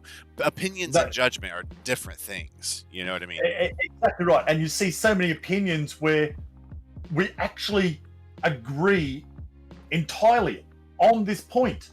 But I'm looking at it from this side, you're looking at it from that side. And if I want to judge and get butthurt, then, oh, you're not looking at it from my exact angle, so you are completely wrong. But hey, we're on the same plane. We are agreeing on the same view, the same action. It's just I'm looking at it from this side because that's what's relevant for me. You're looking at it from that side because that's what's relevant to you. To you. We want exactly the same thing. We're going to kill each other because you're not seeing it from my view. Welcome to politics. Yep. I'm Republican, you're Democrat, I'm going to kill you. And when it comes down to, I mean, not talking about upper echelons conspiracy theory stuff here, but what it comes down to is both parties want what's best for the country. They just have different perspectives on what's going to fix that because of different economic schools of thought and stuff like that. When it comes down to it, they still want the same thing. You know what I mean? They want a better country, and we want to connect with people. You know what I mean? That's the whole point of arguing, understanding, and we get lost from what that was supposed to be about. Yeah, it's so easy. And being able to connect and be able to provide a forum within your Twitch stream. This is taking it again from your Discord channel where people have come to know each other and they're comfortable and talking there, that I could be playing a game, something could pop up in a game that may be controversial or whatever there. It touches on a theme or whatever that could be triggering. Right. But it can start a conversation. Now, you've got people that will sit there and they know that in my stream, I'm fine with going ahead and discussing pretty much anything. Controversial stuff. Yeah, absolutely. Yep. As long as you go ahead and respect the views and respect the fact that other people are going to have other opinions. Opposing viewpoints, yes. Mate, we can sit there and discuss and talk, and that is the best thing that can happen in a stream. Right. Because all of a sudden you've got 2, 3, 4 people going ahead, adding their different things. More people feel comfortable then, because voicing their opinion. Different opinions, and wait a second, you're not shouting them down. And no one, and feel like scum. Right, for giving a different opinion. I will join in. I can give mine free of judgment, and you create a safe space again, just like we were talking about. Exactly right. Yep. Some people can't. Some people can't moderate. I used to follow Sheriff Eli, and I got in there, and he was like, he said something about Fallout 76, like, "Oh, I've heard that it's gotten better," and I was like, "It has gotten a lot better. It finally feels like a Fallout game." And yes, it does. As rather than opinions, it was lots of judgment. You're an idiot. That game's stupid. Why would you play a fucking broken game? Like literally, like bullying shit. And guess what? Yep. I don't follow Sheriff Eli anymore. Do you want to know why? Because he didn't say none of that. He's like, hey, none of that. He laughed and he's like, well, I may or may not try it out. And then, just kind of dismiss my opinion. I felt judged for liking a game that is genuinely fucking popular right now. Okay, suck my balls about it, right? Like, people are enjoying the game. Fucking hate them for it. Why? Why shit on people's enjoyment? I mean, this is where more Gary V advice comes into it, because people that are willing to put that sort of poison out there in the world, Gary V says that we should pity people like that, because they have to be going something incredibly profound. They must feel like shit about their own lives to be able to go out there and like attack and put that fucking poison into the world. Now, Turtle Monk, that should have went through. I'm pretty sure you're a moderator. I don't have you set as mod yet because I haven't taught you how to mod. Shiza. Post it in the Discord and I'll share it. Yeah. I haven't taught you how to mod yet. That's why. Gotcha. Yeah. Post it in the Discord.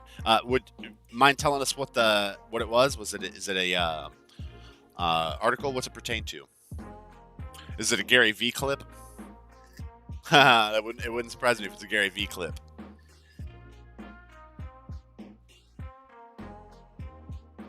He's probably posting that into Discord now. Nah, I clipped from this stream. Now that's so weird. It should have automatically put a clip on Wenchkin. There we go. Nice. Okay, nice. Very nice. Okay, well, hell yeah. Well, there we go. Here we go. Here's one clip that's going to be a post for each one of these that you can put on the tally sheet there, Winchkin, right? That's going to be a That's post it. that you'll be able to post right there. It'll be on the first one. All right.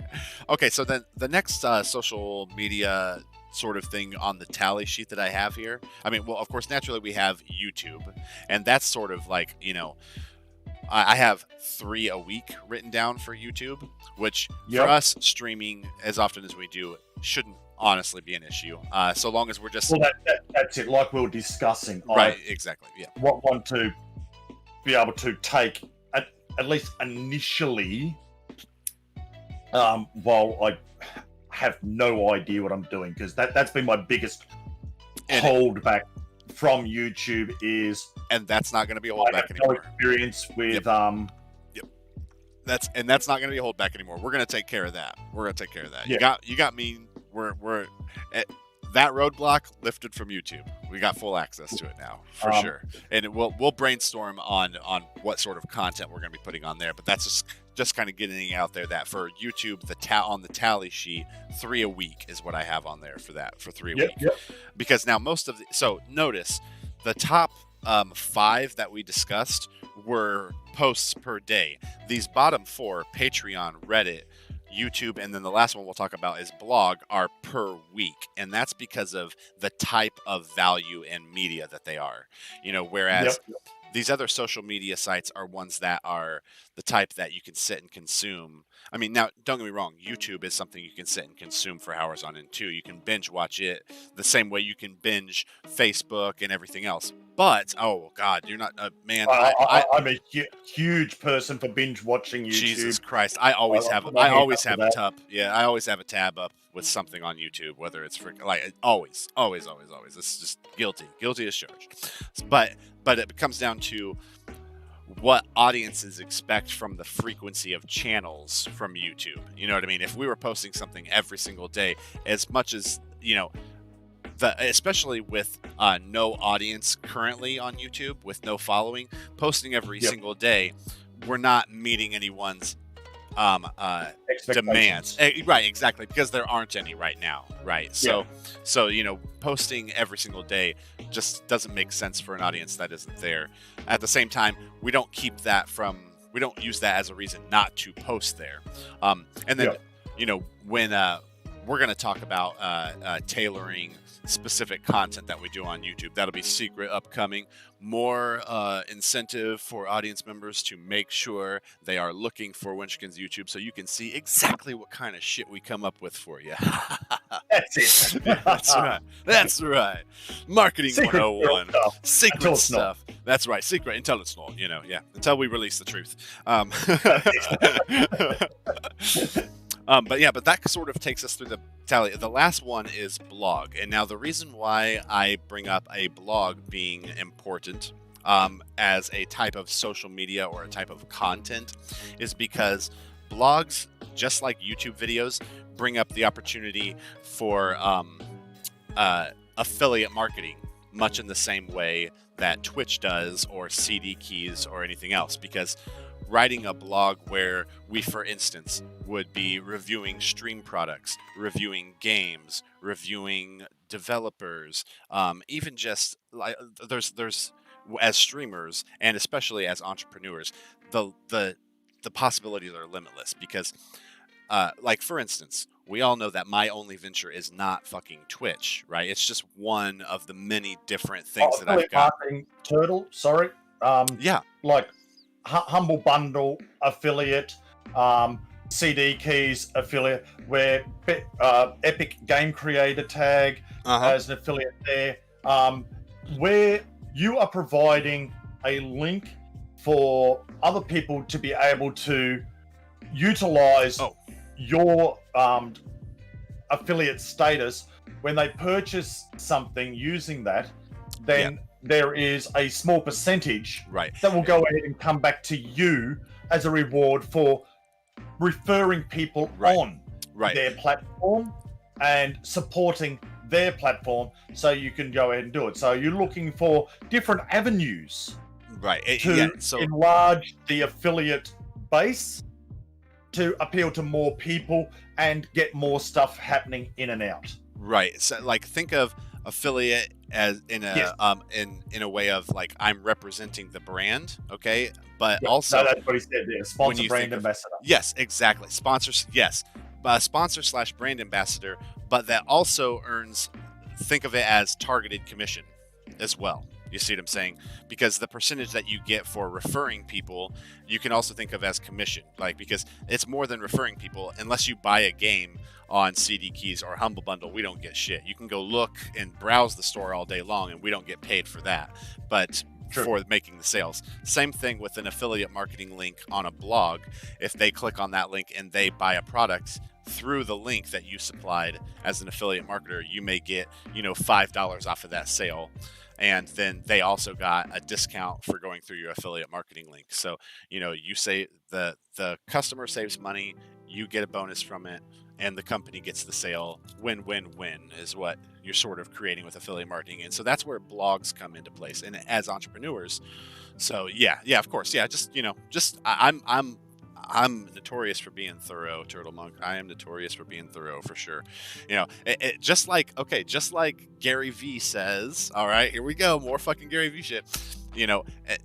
He'll say the same thing a million different ways because it reaches everybody's ears a different way. You know what I mean? It's Yep. like, you can, yes, same thing. Yeah, there you go, Turtle Monk. LOL, that's right, more Gary V shit. But he says the same thing just in a million fucking different ways. He can say, go get it, crush it, don't let your insecurities stop you. And the one you hear that makes sense is crush it. You know what I mean? And that's what inspires you. It's all the same shit. Go fucking go do. Stop thinking do, ends up being that part of the message. But there's so many different ways to say it because fucking English. Thank you, fucking English. Right. But thank God there's so many ways to say it, or I wouldn't be able to talk for 2 or 3 hours at a time, right? Yeah. Right. But yeah, so when it comes to like blogs, we got affiliate marketing. Okay, so when it comes to reaching people through these social media posts, again, another thing that makes it easy to break down to basically reach these numerical goals per day or per week or whatever, is to realize that people connect with a story, right? And so telling your story, no matter what you're doing, on basically any of the different social media platforms is an easy way to do a post. So let's take a look at just TikTok as an example. Now we haven't consumed TikTok yet, right? So we're not familiar with that, but the goal for TikTok is supposed to be 3 posts a day. So just you as a streamer, if you posted a video in the morning, in the early morning, where you're basically just sharing something slightly personal / funny. Okay. Oh, we talked about. Okay, for instance, this is an excellent plug. You were one of your sleeping in bed. Yes, exactly. So I don't think she'd like that. But, no, we did discuss it though. But where we're talking about, this is an excellent opportunity. You have a new marketing venture going out right now, right? With supplements. Yes. Why don't you tell us about that? Look, I'm also looking at a new range of supplements, tablets for one. Go ahead and relax and improve sleep. Right. Because at the moment, as I said, in this environment that we've got going on, there's a lot of stress. There is a lot of different stuff impacting different people everywhere. And you are doing this, and people's sleep suffer. They wake up in the morning, they're tired, they can't concentrate, they can't do anything. People that are lucky enough to still have jobs, you've got a completely full pool out there of very highly qualified people. So that adds to more stresses on people that, hey, I can be easily replaced from something. So being able to sleep properly is a big thing. The other thing is energy. to be able to go ahead, have the energy to carry on during the day, have mental clarity, have focus, and be able to perform as best you can do. A lot of people relying on sort of the V's, the rock stars, the monster energy drinks, consuming bucket loads of them. They're full of sugar. You get a Yep. sudden spike in energy, And then and then you crash crash. hard. Yep. Yeah. So what do? They buy more of them and more of them and more of them, and they're all full of chemicals. Right. Um, Chemicals the other one here is that we just can't even digest. Yeah. Yep. Yep. A lift and sustained energy. Now, the range that going ahead and doing, it's all organic. It's all natural. There are no chemicals involved in it. And what people are going ahead and finding, funnily enough, you go ahead and give your body proper good sleep and then go ahead and have proper good energy. People are losing shitloads of weight. Right. And this as a side effect. right. And As a this side effect. and this product's called, what is it? This is the Be Epic. Be Right. epic. Yes. So, for those of you viewing on YouTube, you'll notice that you just got spammed with a bajillion and a half links. We've got Twitch here, Be Epic Supplement. That's the second one that popped up. So you'll be able to check out Wenchkin, the supplement we're talking about right here with this affiliate link, Yep. as well as the Epic Creator tag at the Real Wenchkin. Basically, everything you see popping up on the lower thirds, right here.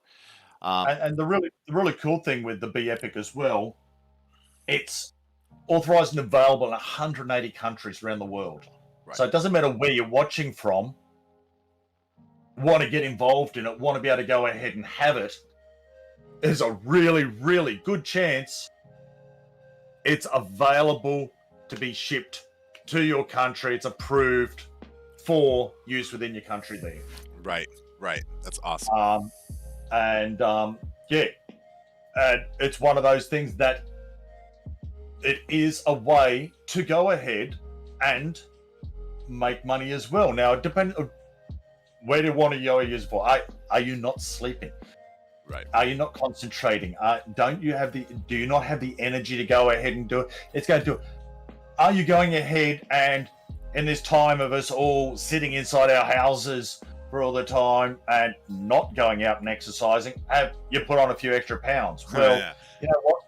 That physical change is enough to go ahead and disrupt the sleep, increase your stress levels, and everything else like that. Right. Because I've worked hard prior to doing this. I haven't been able to do it. Now I'm putting weight Right on on. there. When can I go out and do this? Am I going to go ahead and shift the weight again?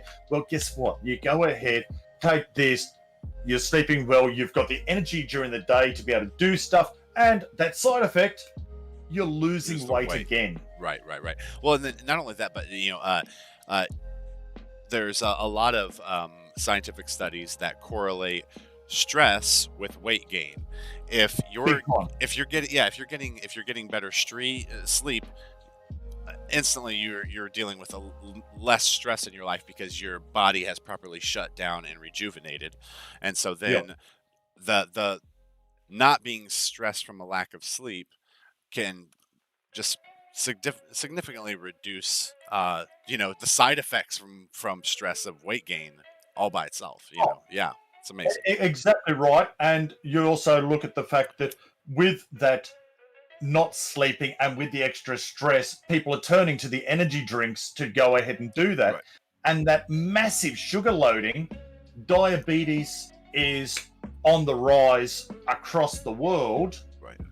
And this here, because it's all natural ingredients, all organic and the like, there is no sugars in it. So you've got people that are diabetics and horrendously high numbers through no change in eating, no change in activity levels or anything like that. They're losing weight. Their sugar has come right down to the points where I don't need to be living on mass amounts of insulin Right. and everything like that, just to make sure I don't go ahead and drop into a coma during the day. Right. Yep. Okay. Yeah, and it was interesting while you were filling us in more on it. I just thought of an excellent um, sort of uh, not a gimmick because it's not a gimmick, but like a marketing tagline for Be Epic that we'll cover here in just a second. What I'd like to do is for us to just take a quick 5 minute break. That that sound good to you, Winchkin? Take a That's cool. second, refuel. I'm going to get some coffee. I'm going to use the restroom. We'll come back, and then we're going to jump right back into where we had, where we left off was about the supplement and how sort of how this outside this thing outside of this basically revenue opportunity outside of streaming can be turned into social media posts that bleeds into everything else. How we Well, turn yeah, yeah. And the, this. the other thing like we'll talk about there with it as well is the bonuses to streamers with it as well. Oh, okay. All right. Yeah. Okay. Interesting. All right. Okay. All right. Well, then we'll get to that as soon as we come back, then, folks. All right. So 5 minutes, and we will be right back.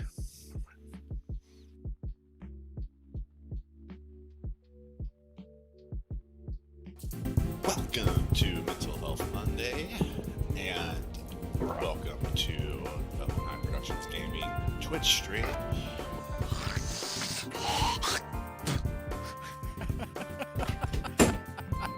I should be right. I should be right. You really shouldn't have. Hey, you and I have the same mouth buckle. 1/3 of the jet. Oh my God. Shit. Oh, not ready to poop. The one time I'm not ready to poop. I'm sorry. Meet Omen Drawn at the Acquisitions Incorporated headquarters. This is a monumentous moment right here. Does it suck? Yeah, buddy.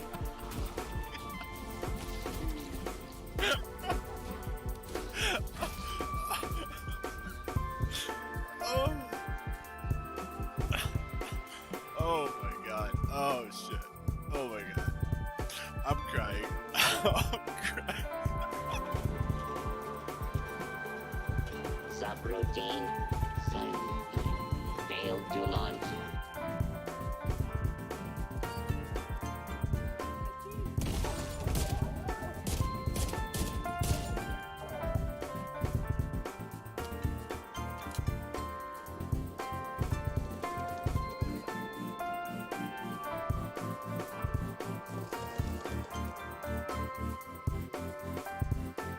Twitch stream. We're gonna get started again today in our usual RP fashion.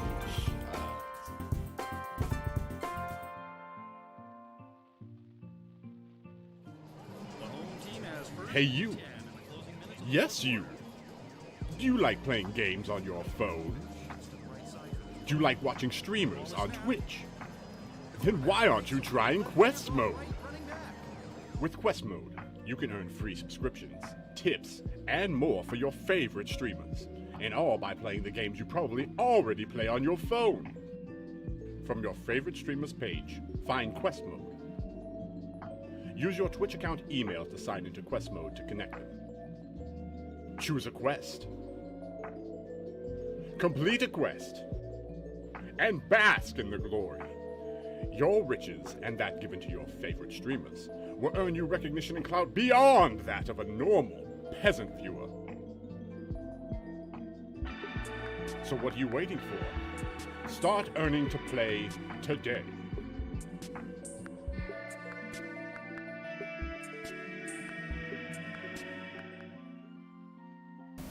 So, when I first got into film, the company's name was originally Mac 10 CW, and the 10, I was partnered up with I had a partner whose last name was Martin. That's where the 10 came from, Mac from the beginning of McKinney. So that's where we got Mac 10. But when I ventured out on my own with my own narrative and vision, I had to pick something that really represented the dark but like worldly vision that I have for film. And as a geek and anime fiend, one of my favorite animes of all time is Full Metal Alchemist. And from Full Metal Alchemist, my favorite character was Van Hohenheim, which is the father of the Elric brothers in the series. And he was this all-powerful alchemist. With all of his powers, he strived to be like a god with his alchemy. And with all of his powers, he had created and destroyed whole cities and civilizations, created and ended life. And in the same way that Van Hohenheim harnessed this ultimate power through alchemy, we do the same thing through storytelling in film, where we are creating whole universes and all the characters we create and kill and everything. We're doing the same thing in the same way that like Babe Ruth or Jesus Christ had a lot of different names. So did Hohenheim, and one of those names was Hohenheim of Light. And nothing in photography or film happens without light, so we also sort of pulled that from his name to bring you Hohenheim Productions, because nothing is created in the magic film without light.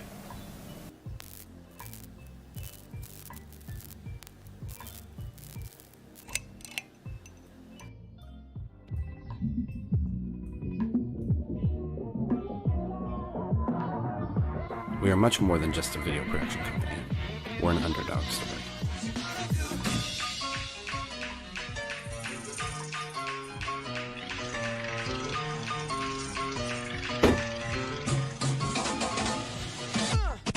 Through Patreon, we're giving you a full access, behind-the-scenes, backstage pass into everything we do here. From photography to smartphone apps, TV, movies, web series, short films, commercials.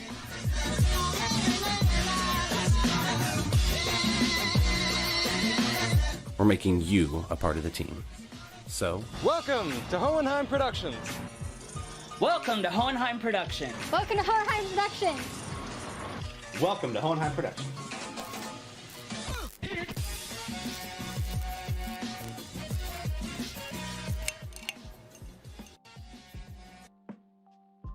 And boom, just like that, we're back. We're back in the New York.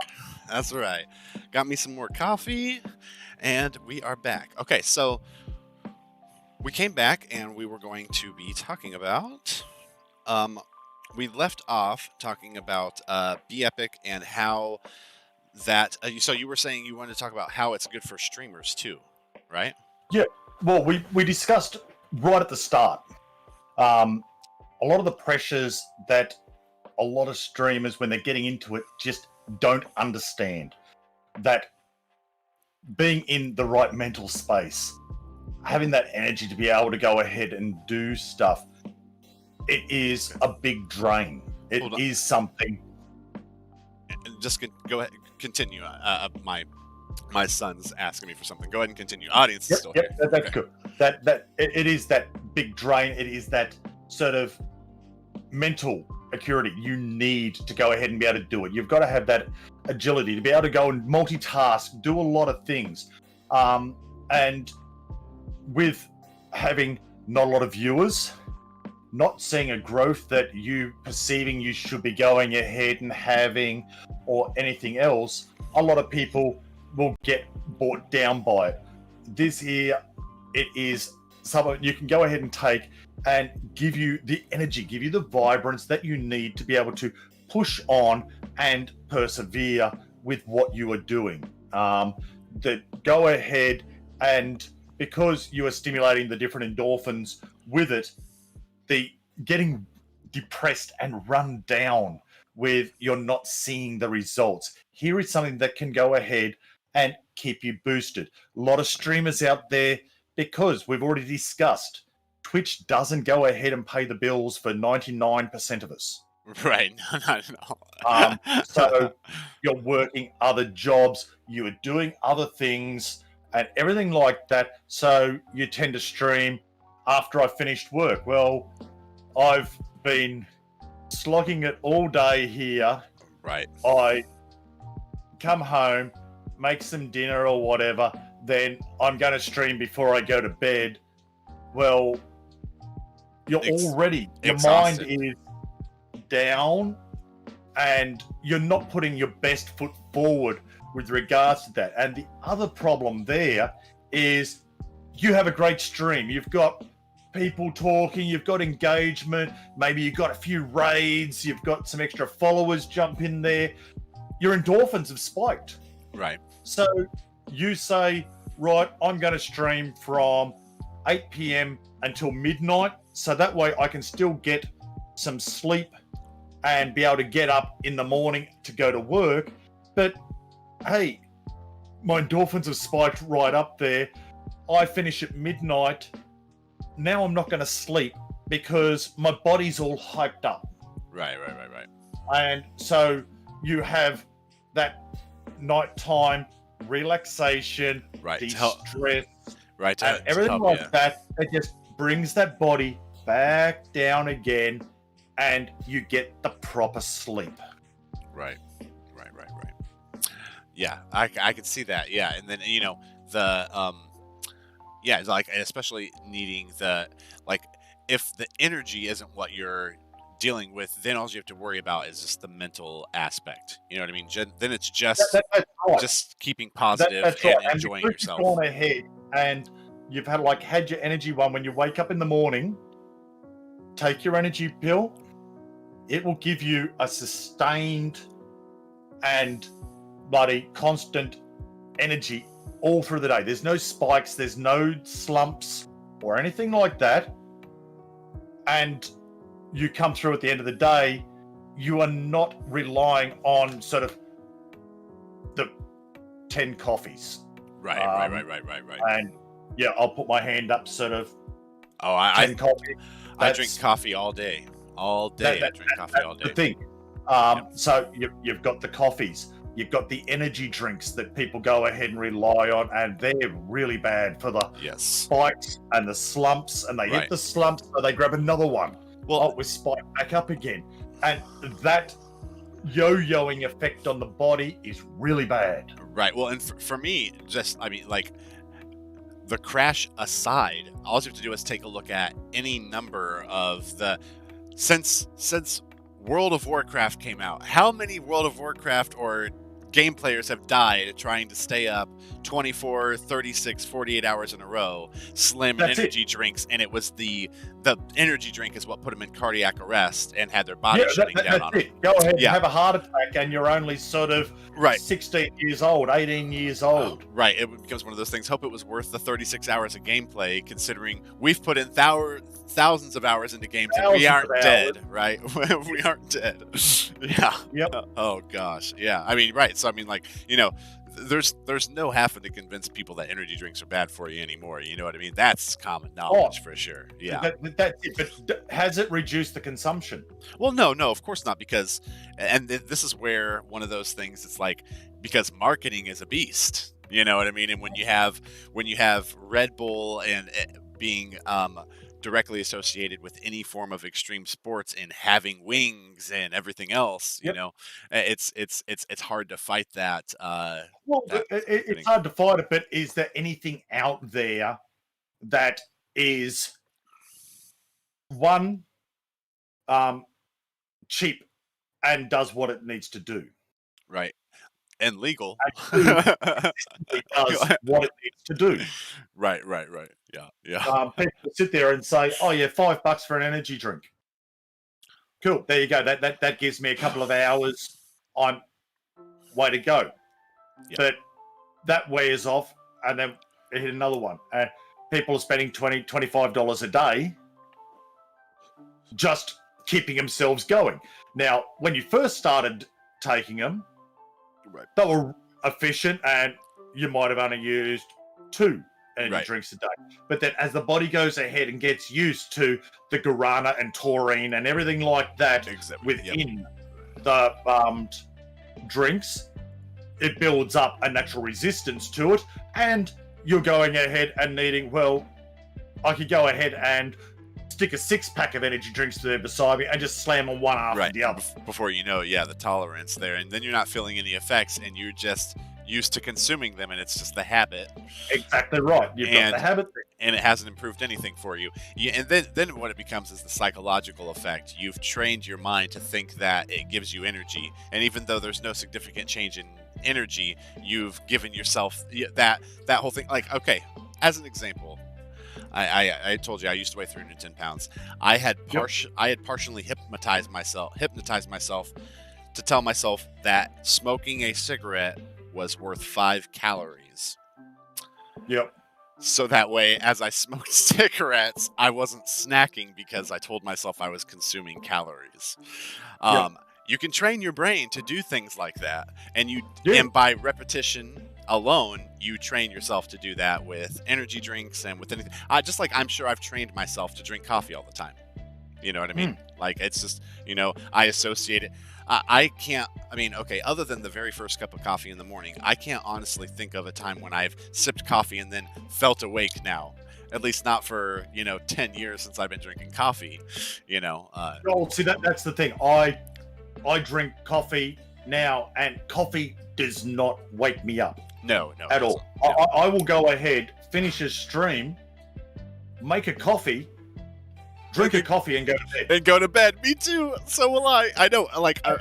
It's part of my routine. It's part of that I go ahead and do. Before I go to bed, I have a coffee. Yeah, I have a coffee. Yeah, no, it's like we're stuck in the 30s and we think we have to have a brandy and a cigarette before bed too. Yeah. That's it.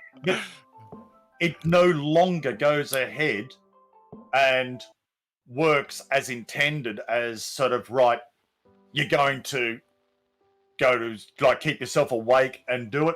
Now it's so much part of the daily routine that there is no keeping you awake or anything else. It is purely just, I drink coffee because it's a habit. The first one of the morning, fuck, that tastes great. Yeah, it does. It does. Coffee and a durry, right? Yeah. Yes. Yep. You bet it. You better believe it. Champions. Breakfast champions. We are champions, aren't we? That's right. Stream champions. That's right. Right. That's right. But it is one of those things. So being able to move that out, and then I look at the fact that, sort of, okay, I'm a diabetic. Right. If I was to, and like, I'm only type 2 diabetes, so I'm controlled by just taking tablets.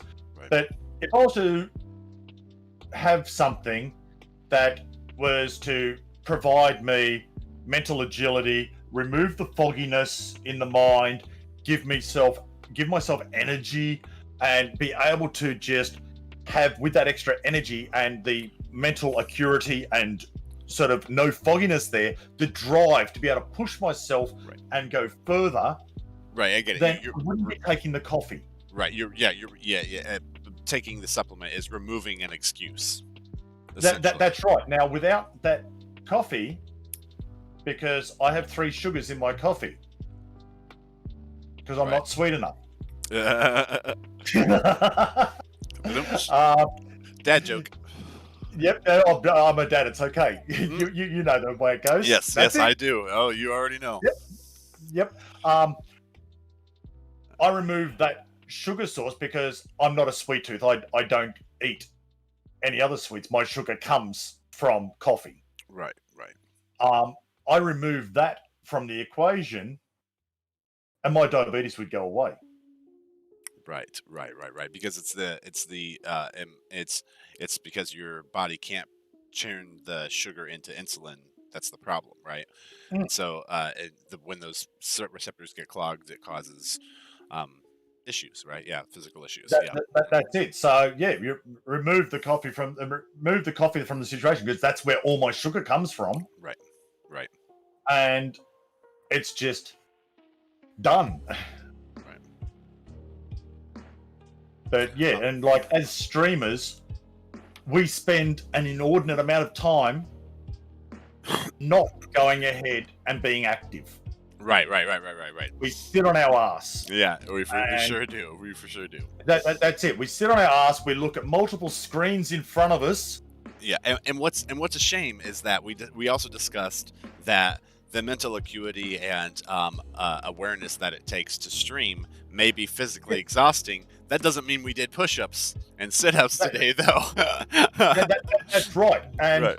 so being able to go ahead and have the extra energy to be able to stream better, Right. because mentally we can cope with what's going on in front of us. Right, more alert. But Yep. with the extra energy, we can put more of ourselves into the stream rather than sort of, you know what?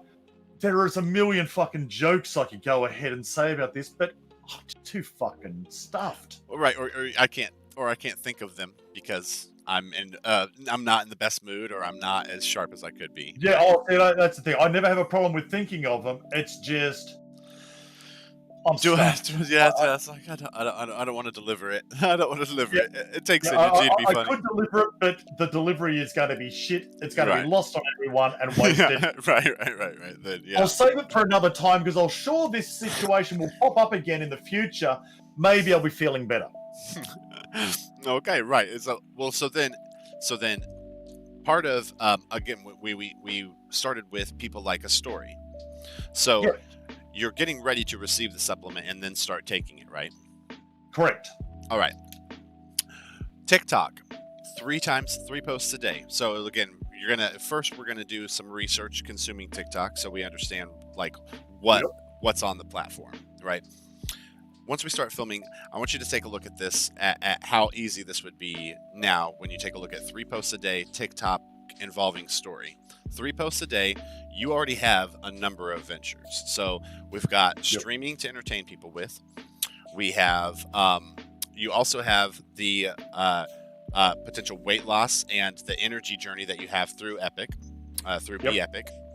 And then, just general humor and everything else. With all that extra energy, coming up with content should be easy. So like, take a look at this. So you start out in the morning, and I mean, people even post videos of themselves on there. And this is another thing. You don't want to be too insecure about the content that you're putting out there early, and especially in your TikTok career, because with the way that it's organic reach on this platform, we as consumers ourselves don't even know what's going to stick and what's going to be popular. So that's why you kind of put everything up there that you can. But so imagine how easy this would be to just knock TikTok off your list every day for a 3-post thing. You wake up in the morning, you start out with a post talking about your stream, or making a joke about getting good rest, right? Or about the Be Epic pill. Like, oh, you took one and then you passed out in the middle of, like you didn't even get to finish your sentence. Funny jokes like that.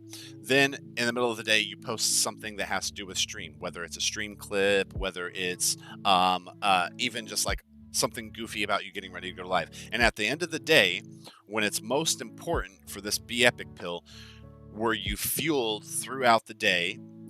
Did you lose any weight? Are you still ready to go? You know what I mean? You're documenting that. You're sharing people the story. You're also working, and that serves 2 purposes. You're not only bringing people along on the journey with you, right, of using Be Epic, but you're creating credibility for the product.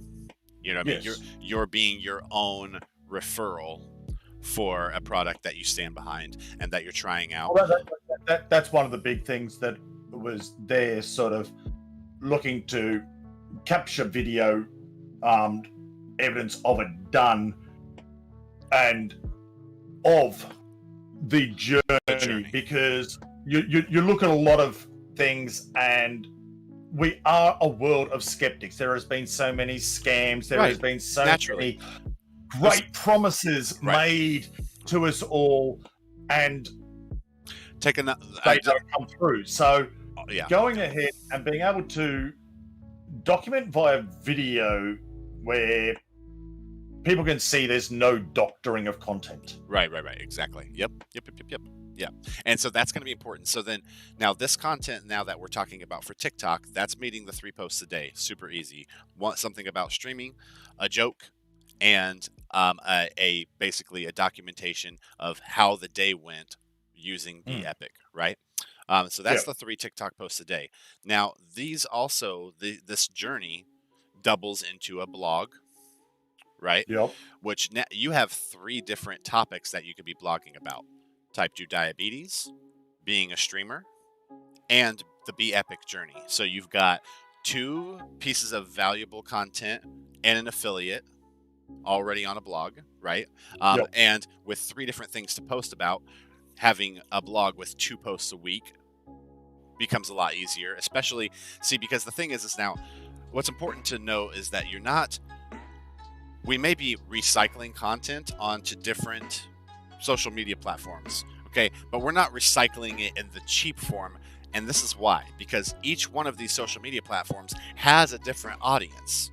So the same people who saw your clip on Twitch may not see it on Twitter, may not see it on Instagram, may not see it on Facebook, but different people are going to be getting exposure to each one of these sources in different ways at different times. So where it may look cheaty to go tally one video for each one of these social media posts after you've done it, we're reaching different crowds. And with that 50/40 number being as arbitrary as Gary Vee puts it, the tally is more of building the habit. You see what I'm saying? If we get into, as you do things, practice makes perfect, things get easier. Same thing happens with Twitter, TikTok, Instagram, YouTube. All of this stuff gets easier to form, and it's all reps, right? No one gets to mass bodybuilder in a day. Rome's not built in a day. All of the anecdotes that go with it. Yeah, that's right. Exactly, the whole trope. So that's where what we do is, again, not checkers but chess, because we're bundling content. One of the things that, again, going back to Gary Vee, it's just where I get my credibility from. It's like, hey, don't shit on my advice. It's Gary Vee's advice. That's what it is. It's a disclaimer every single time I say Gary Vee said. Yeah, it's a disclaimer, just in case it doesn't work. Like Gary Vee. No, but I repeat it because it's true. Okay. But it's very important to be using one platform or any one of your other platforms to be boosting the other ones. Just like on Twitch, we have the panels below our channel, and below the channel where the panels are, we have our social media, we have our CD keys, all that stuff. We're drawing attention to our other social media. We should be using all the other social media platforms to be doing the same thing, right? But now the trick is to be doing that without being salesy or markety, to where we're bringing value at the same time as being authentic, right? Where we're not just trying to sell people shit. So, for instance, with Twitch, we'll use my Be Right Back screen as a perfect example. It starts out with a Twitch commercial, okay, that just basically shows that we have a good time on Twitch, promoting that we keep positive atmosphere here. Then it goes straight into quest mode.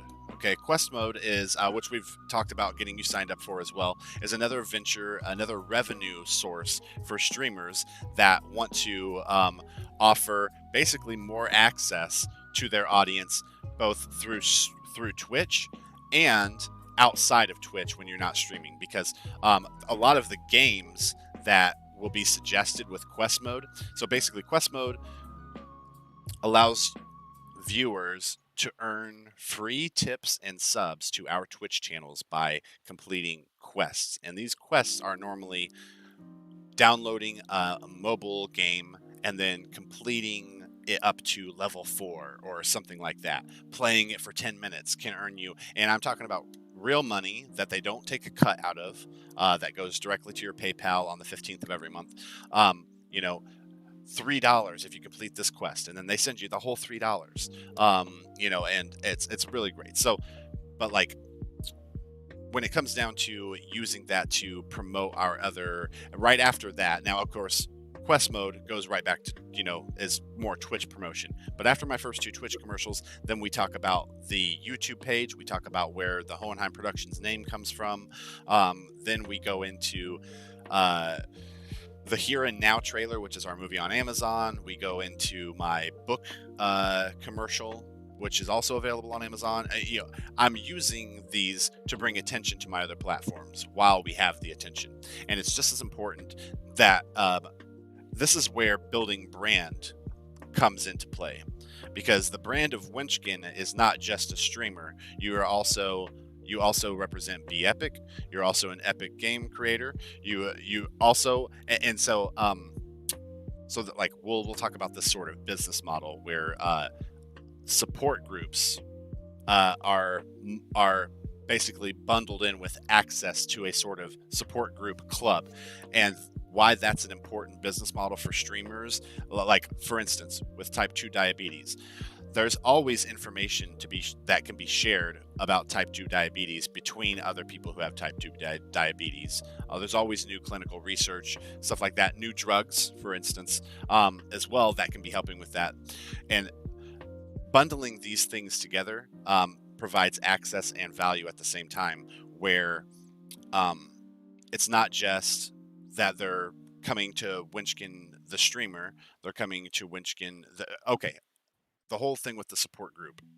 The sort of marketing aspect of that is that joining this club, the Wenchkin's Wanderers, where we talk about gaming, we geek out, we talk about mental health and and staying positive with supplements, and we also talk about our struggles with type 2 diabetes, saves thousands of dollars on fucking therapy, right? Yeah. I mean, like, you just period $5 a month, and all of a sudden they've saved thousands of dollars on therapy. I mean, these, which is sort of a marketing tactic, but I hate to use the word tactic when it's true. You know what I mean? I mean, just think about the support we get from one another, just encouraging one another in stream. And most people pay for that sort of therapy, right? So it's about bundling this value, and that comes back to another thing that Gary V wrote a book called Jab, Jab, Jab, Right Hook. And it's basically about a marketing strategy. The jabs are represented by value. You're bringing value, free content. You offer them something, giving them access, rewards, recognition, etc. And then the right hook is asking for something. Okay, is the sales pitch. But again, this is where a lot of people forget, all of Gary V's advice applies at the same time. You still have to be authentic, and being a salesman is not authentic. It's just not. Whereas saying, hey, I know you guys like my my streaming content. Something that keeps me healthy and active is this Be Epic vitamin. You guys should go check it out if you want to do that, etc. And even if it's a suggestion, but if you don't ask, right, then they can't tell you no at the same time. Well, they can't tell you no, but the other thing that I look at too with that is I've got to be actively using it as well. No, yes, yeah. Well, and I mean, and this, I won't go ahead and support something that I am willing to go ahead and do. Yes, of course. I have no right going ahead and trying to recommend it to others to go down and do that route and doing it. Right. Which, and of course is super important for a product like the Be Epic supplement, right? But but it also just kind of screams through true to us for the simple fact that we ourselves have used Humble Bundle and CD keys, where me and you have both used Humble Bundle and CD keys to get access to games and everything else. We believe in the product. We use it ourselves. We use CD keys. We use Stream. Etc. It goes back to that. That's why we're affiliates of them. But yeah, so being authentic in the way that you ask as well. And this is the other thing is that because you believe in your product, there's this whole thing about it's. So many people have where they feel guilty when they ask, right? And so kind of getting down right to the root of it, a lot of times it's because you don't believe in the value that you bring. Yep. You're telling yourself, I'm not worth the $5 a month. I'm not worth the $250. And it's Big one there. Exactly. We spoke about that, and yeah, that was a big thing that always went ahead and bothered me, and I saw issues with. Right. And so this is what that comes down to, is believing in the product and believing in the brand. And if because you don't believe in the product or the brand, you are too afraid to ask, they're not going to be confident in giving either, right? Yep. So that's where it's like you've got to realize. Yes, you've got to. Now, this is the thing. You specifically, Winchkin, have got to realize you bring a lot of value to your stream. So it's Yep. not that anyone owes you a subscription, okay? But for the value, for the relationships, for the connection that you bring in their lives, for them to continue to bring you that great content, that $5 is not a whole lot to ask, right? Yeah. Now, with other streamers, yeah, no, right, of course. What value are they? What value are they bringing? Okay, with you specifically, Winchkin, you do bring value to your stream, sir. You do. I don't hang out. I don't hang out in your stream for fucking what? Because I like you. You're a great guy. We have a great time. We connect over video games. We connect over real life. Yep. We've got probably at least a 15-year age difference, and it doesn't keep us from connecting over 1.5 billion different things. That's it. Yeah. And that's because, and there's a reason why we connect over 1.5 billion things. It's because that's authentic value you bring to your stream. So I need Wenchkin to believe in Wenchkin. Yep. So that way, when we go for a right hook, people respond by putting their cheek out to get hit with it, rather than that recoil. Okay, so that's one thing we need to work on. Is so, and we'll be doing that by bundling this value together. And the way that you're going to do that is by being active on social media, content, free access to attention. Commanding that free access to attention is part of the value, and that time that you put in building this brand is only going to reaffirm what you're doing, and it's going to make it that much easier to ask. Because one thing that that it's so easy for us to forget is that this all sounds like a lot of hard work, but it's work that we're actually going to enjoy, because you never achieve anything without working hard. Yes, but hard work that you enjoy is so easily disguised as not hard work. And so this is what I mean. So for instance, I myself still struggle with it. It sucks to think that I have to get on Twitter and spend any amount of time doing anything on a fucking social media site on my phone. It still irks me to no end. At the same time, as soon as I get on there and I search a hashtag that's relevant to me, it becomes that much easier, because it's like if I were to go and search for things that me and you have in common. Well, there's 1 billion different things, and now all of a sudden we have 1 billion things to talk about. So and that's what you're doing. You're saying, what do I have in common with? You're looking for people you have things in common with, and you're gonna find it searching hashtags. So it's all about that first step. No one really wants to go and work out. No one wants to do but it's as soon as it's fighting that initial 5-second urge, right? Because within the first 5 seconds of having an urge to do something, if you don't act on it, it goes away. And it's about training yourself to act on that, because you'll find that the benefits greatly outweigh what you believed to be the negatives. Because fear, especially with these specific marketing solutions and growth tactics, fear is the worst of it. Because, like I said, once you get on there and you're searching for things that are relevant to you, it just all falls into place. Becomes so easy to do, and it just becomes about putting in the reps. Just becomes about putting in the practice. Okay, so you know what fear stands for, don't you? I know what. I know what. You know what fear stands for, don't you? What's that?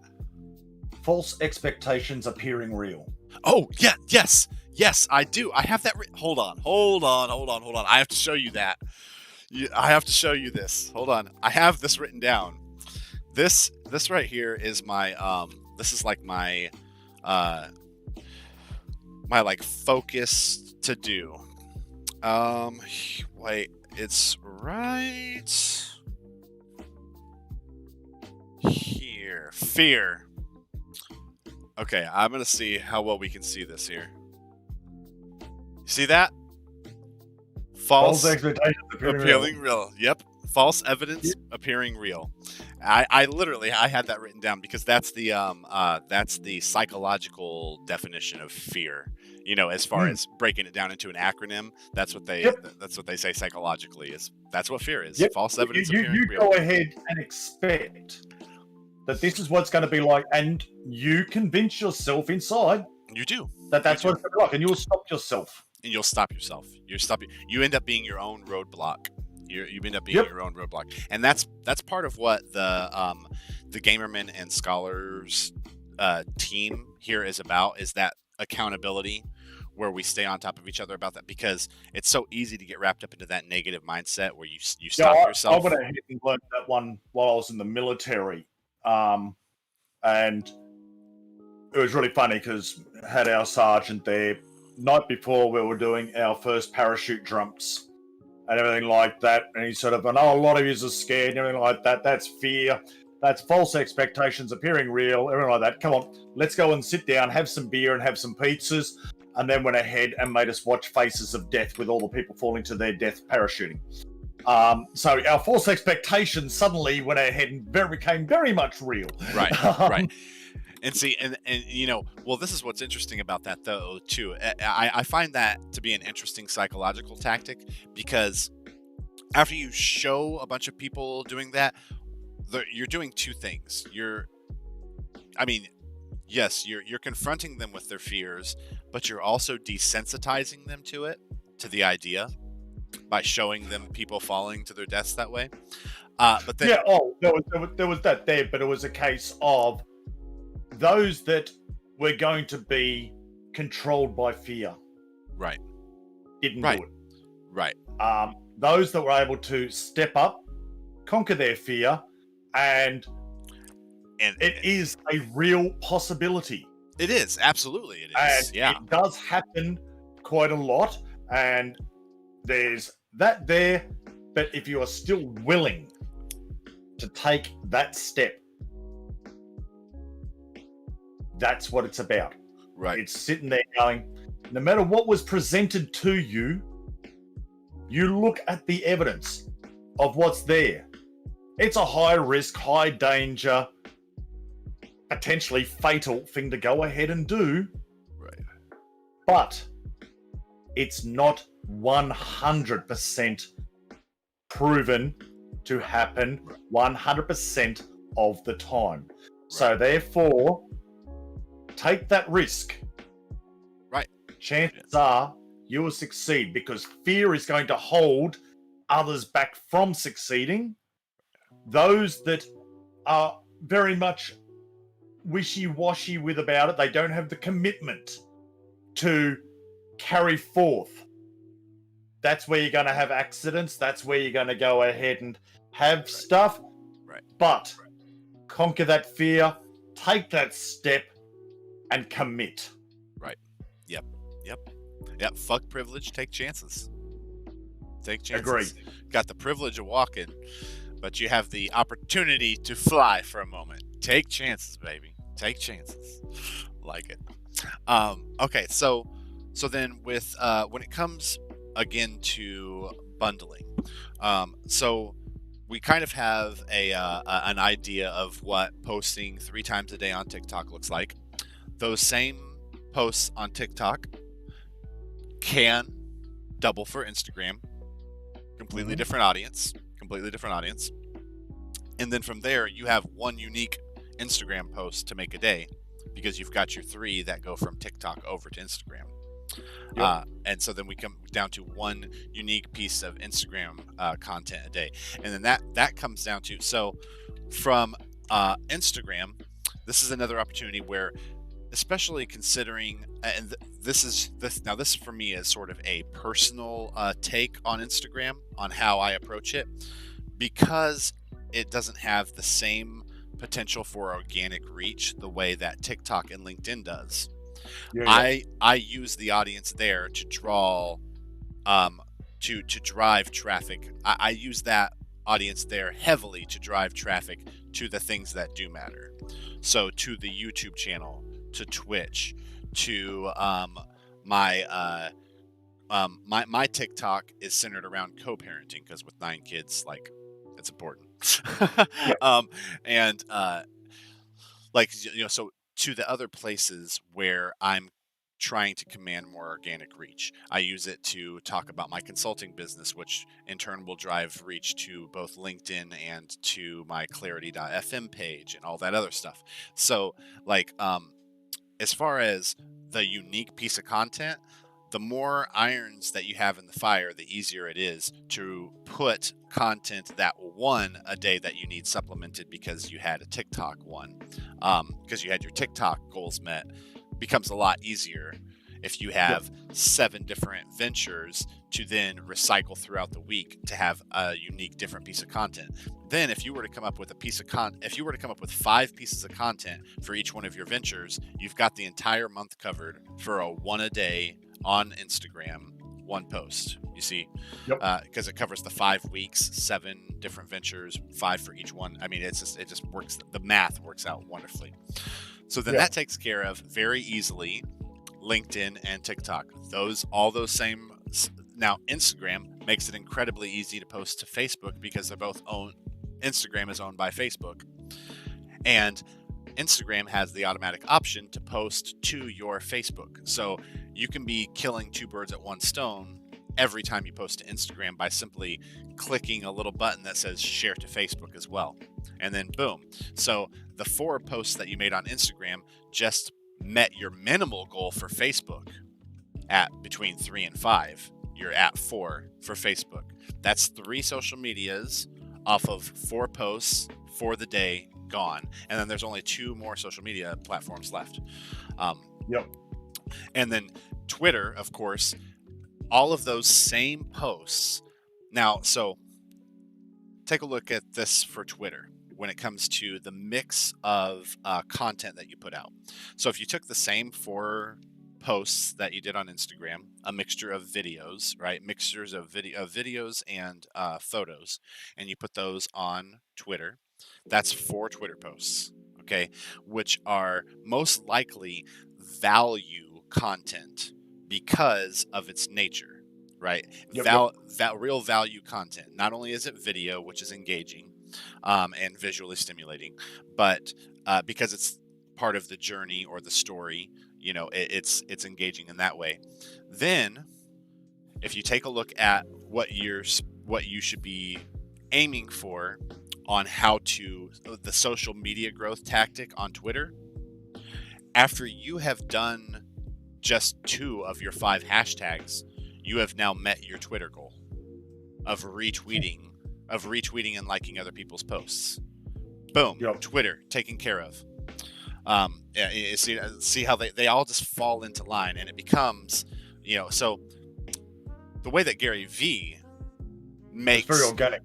Yeah, it is. It is very organic, and the way that Gary V meets these social media posts. So where we have Twitch streaming, okay, as this huge piece of content that we can pull little bits from and splatter all over on social media, Gary V has a number of different things. So like, he does keynote speeches that are hour long. He does, right now during COVID, he's been doing this thing called Tea with Gary V, and he spends about an hour answering viewers' questions about marketing and branding, just like I'm doing right here. This is exactly this was inspired by Tea with Gary V. It's the whole reason I'm doing it. It's helping me show people that I know what I'm talking about when it comes to marketing and tactics. The same way Gary V does, it helps build credibility. And so he takes Tea with Gary V. He'll clip like little 4-second to 15-second segments, mash them all together, and then throw them out to all the other social medias. And that provides all of the content from one large piece of content that ends up really diversifying. Now he spends so much time making so much of his content unique. You find almost completely different, not completely different content, but just because it's all the same shit, but different forms of the same content on all of his different social medias. So we're basically, you not only do what Gary Vee says, but you do what he does too, and so streams provide us with that same large piece of content that we can now chop to pieces and spread out through all of our other social medias. And it becomes very easy once we build this system for meeting sort of accountability requirements for engaging with audiences and providing value, right? So then LinkedIn is one of those. So yeah, so I brought this out because we had went through how TikTok translates into Instagram, how Instagram translates into Facebook posts, and how those three transferred over to Twitter, and adding the growth model meets your Twitter requirements. The only one left is LinkedIn, and LinkedIn can double with any one of these as far as Patreon, Reddit, or your blog, right? Or blog, YouTube, all of those. Any one of those posts can double for LinkedIn content if it meets your quality and professional standards. Makes sense? So then again, now the 1 to 3 a day, I'm still really working on the LinkedIn content, because for me, again, it comes down to quality. It's so time consuming. I plan on writing. That's why I was saying, when you mentioned that before, sort of 1 every 2 days. Yes, right. It gives you time to do, but then once you've reached a target audience, they're also going to want to respond. Exactly. Now, it may be you've hit on something during one of these that it takes off. So you don't post anything on a second day or a third day, because you have got so much engagement, so much interest that has been generated here, that don't stall it. Don't go ahead and take the limelight away from what we have generated here, because obviously we've hit a trigger point. We have gone ahead, found something that people are wanting to talk about, and they are getting engaged. And write it. Go ahead, add to it. Maybe you sit there and, okay, I did this. I was going to do something completely different on the third day, but the engagement of what it's done here, that third day or that second night, right, I'm going, wow, this has grown. This has got a life of its own. It's happening. I'm going to continue. So there'll be a expanded piece that we'll go ahead and do, and More it depth, may go ahead and go out late on the third day, which we will go ahead and keep on generating. Once it dies down and we've no longer got like the interest and everything like that, right, when the subject sort of becomes irrelevant, we'll go to the next one. But that period of virality, where it's got all that interest happening there, people are coming in, it's being handled, it's being absorbed, it's being talked about, milk it. Right. Because we were the instigator. Yeah, exactly. Right. Yeah, exactly. And that's a brilliant strategy for LinkedIn. Absolutely. And this is also one of those times, though, when where the numbers become arbitrary. You know what I mean? Like the 1 to 3 is one of those things. It's like the reason why we even have a social media post goal on LinkedIn at all is because of the potential for organic reach. Otherwise, we wouldn't be caring about posting on LinkedIn at all. You know what I mean? If there wasn't the potential for organic reach there, for the what's it called again? The underpriced attention, as Gary puts it. If there wasn't the underpriced attention on LinkedIn, it wouldn't even be on our social media tally, because we, before. But then again, also, you've got to go ahead and have a caveat there as well of at what point do you go ahead and look at moving to a platform like that? I can understand Facebook, Instagram, TikTok, Reddit, Right. all of those. It really doesn't matter your size. No. You can move forward to it. But the nature of the people that you're looking at moving to, if you don't have a channel that is large enough to actually warrant attention, then you could be doing yourself a bigger disservice on there, because you may generate interest, but then someone goes and has a look at it, and just because they may agree with what you say there, they check out your channel, take a look at it, and go, you got 10 followers. Right. It's like, what credibility do you have for me? Yeah. Uh-huh. Yeah, I may personally go ahead and agree with what you said here, Right. but from a business perspective, It doesn't hold weight. Yeah, it doesn't hold you weight. don't go There's no ahead clout. and hold the value that I would be needing to go ahead and take a chance on you. Right. And I notice a lot of that, especially like your epic creator stuff, the ESO stream team, a lot of these other things that can go ahead and offer stuff. It's sort of, we want to be able to see on Twitch, you've got a minimum of 1,000 followers. Right. On YouTube, you've got a minimum of 5,000 followers. And the like there, because if they're going to go and potentially offer you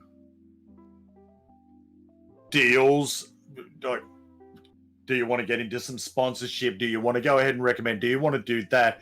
Are you someone that someone relates to? Now, followers, they fluctuate up and down. People go ahead and they go ahead and click, but then they clean out and they unsubscribe to all these people that they were going ahead and following before they're doing that. If you can go ahead and get above that 1,000, you go ahead and maintain it, then people who are looking along that line at follow accounts, it's sort of right. Where are you sitting? Where are you maintaining? You go ahead, you've hit here, you're growing up, and that's where you start to get, again, another growth. Right. And that's it kind of goes back to the whole thing. It's like, just because you have an average of 75 streamers doesn't necessarily mean that Twitch will make you a partner. Correct. Very correct. Goes back to the same thing. Yeah, it's got to be consistent. You know what I mean? It's like, it doesn't matter if you had 2 raids of 200 2 days in a row, you know what I mean, and you've always had 54 consistent streamers, and now you're over the 75 mark. They're gonna know better, and they're not gonna offer you a partner. Yeah, That's it. A lot of them sit there, and it's sort of, you need to go ahead and be over 75 for 3 months running. Right. See, well, and it's before because you can even go ahead and look at that. Right, and that's because, and so I guess I'm part of the whole thing of like not getting mixed up in the numbers is not actually knowing what I would gain from partnership. How much does a partner even make? Do you have any idea? The bonuses to partnership is not what people go ahead and believe. People think that I have to push and push and push to get partner because that's where it's really happened. No. Do you get a better payout percentage? By and large, for 90% of partners, no. If you are Shroud, if you are Ninja, if you are Co-Carnage, where, mate, you put your going live stream on, you got 10,000 people like that. Yeah. Then, yeah, they'll be open to negotiate stuff. Right. Where it comes in with partners, right? Because is you some of those fees that they charge you to pay out, that they take out of your sort of $2.50 of your $5 that they had, they waive them. So that's where you start making that little bit extra money, because when the 50-50 split, it becomes a more equal 50-50 split. They start absorbing what they were taking out of the affiliates themselves. So instead of like me going ahead and having $1.20 out of the $5 subscription, I could go ahead and get $2.20 out of it by being a partner. The other thing with partners is being a partner, that enables you to form your own registered stream team. Right. And this would be a good opportunity to talk about what the pros and cons of a stream team I think it was a good segue into it with that. Indeed. Because, stream teams, again, are another huge misconception. Right. People believe that getting into a stream team is instantly going to make them famous. Right. And no, that actually did come from the place that you had the Royale streamers. Now, what they would do is they formed a huge stream team here. Right. And you went ahead and would say in their Discord or whatever, I'm streaming over here. And all of these other people in there would come and sit in your stream. Right. And they would tick up points or something like that inside of there that would allow them to go ahead and advance within the ranks of the stream team and get more popularity and growth in there. But what it went ahead and did was, instead of just supporting each other and doing it they pushed for big partnerships. So it was, right, we have 1,500 people here. These people are streaming at this time. Right. Go sit in their channels. Have a talk every now and then. Just pop something up. You're not a bot. You're a real person. You're here. You go ahead and say something. But they would go ahead and over 6 months, they're showing, oh, look at that. I've got 50 people there. I've got 75 people there. Boom, there's the first month. We're now getting 75 a month. Right. Next 6 months, we go ahead and just keep on growing.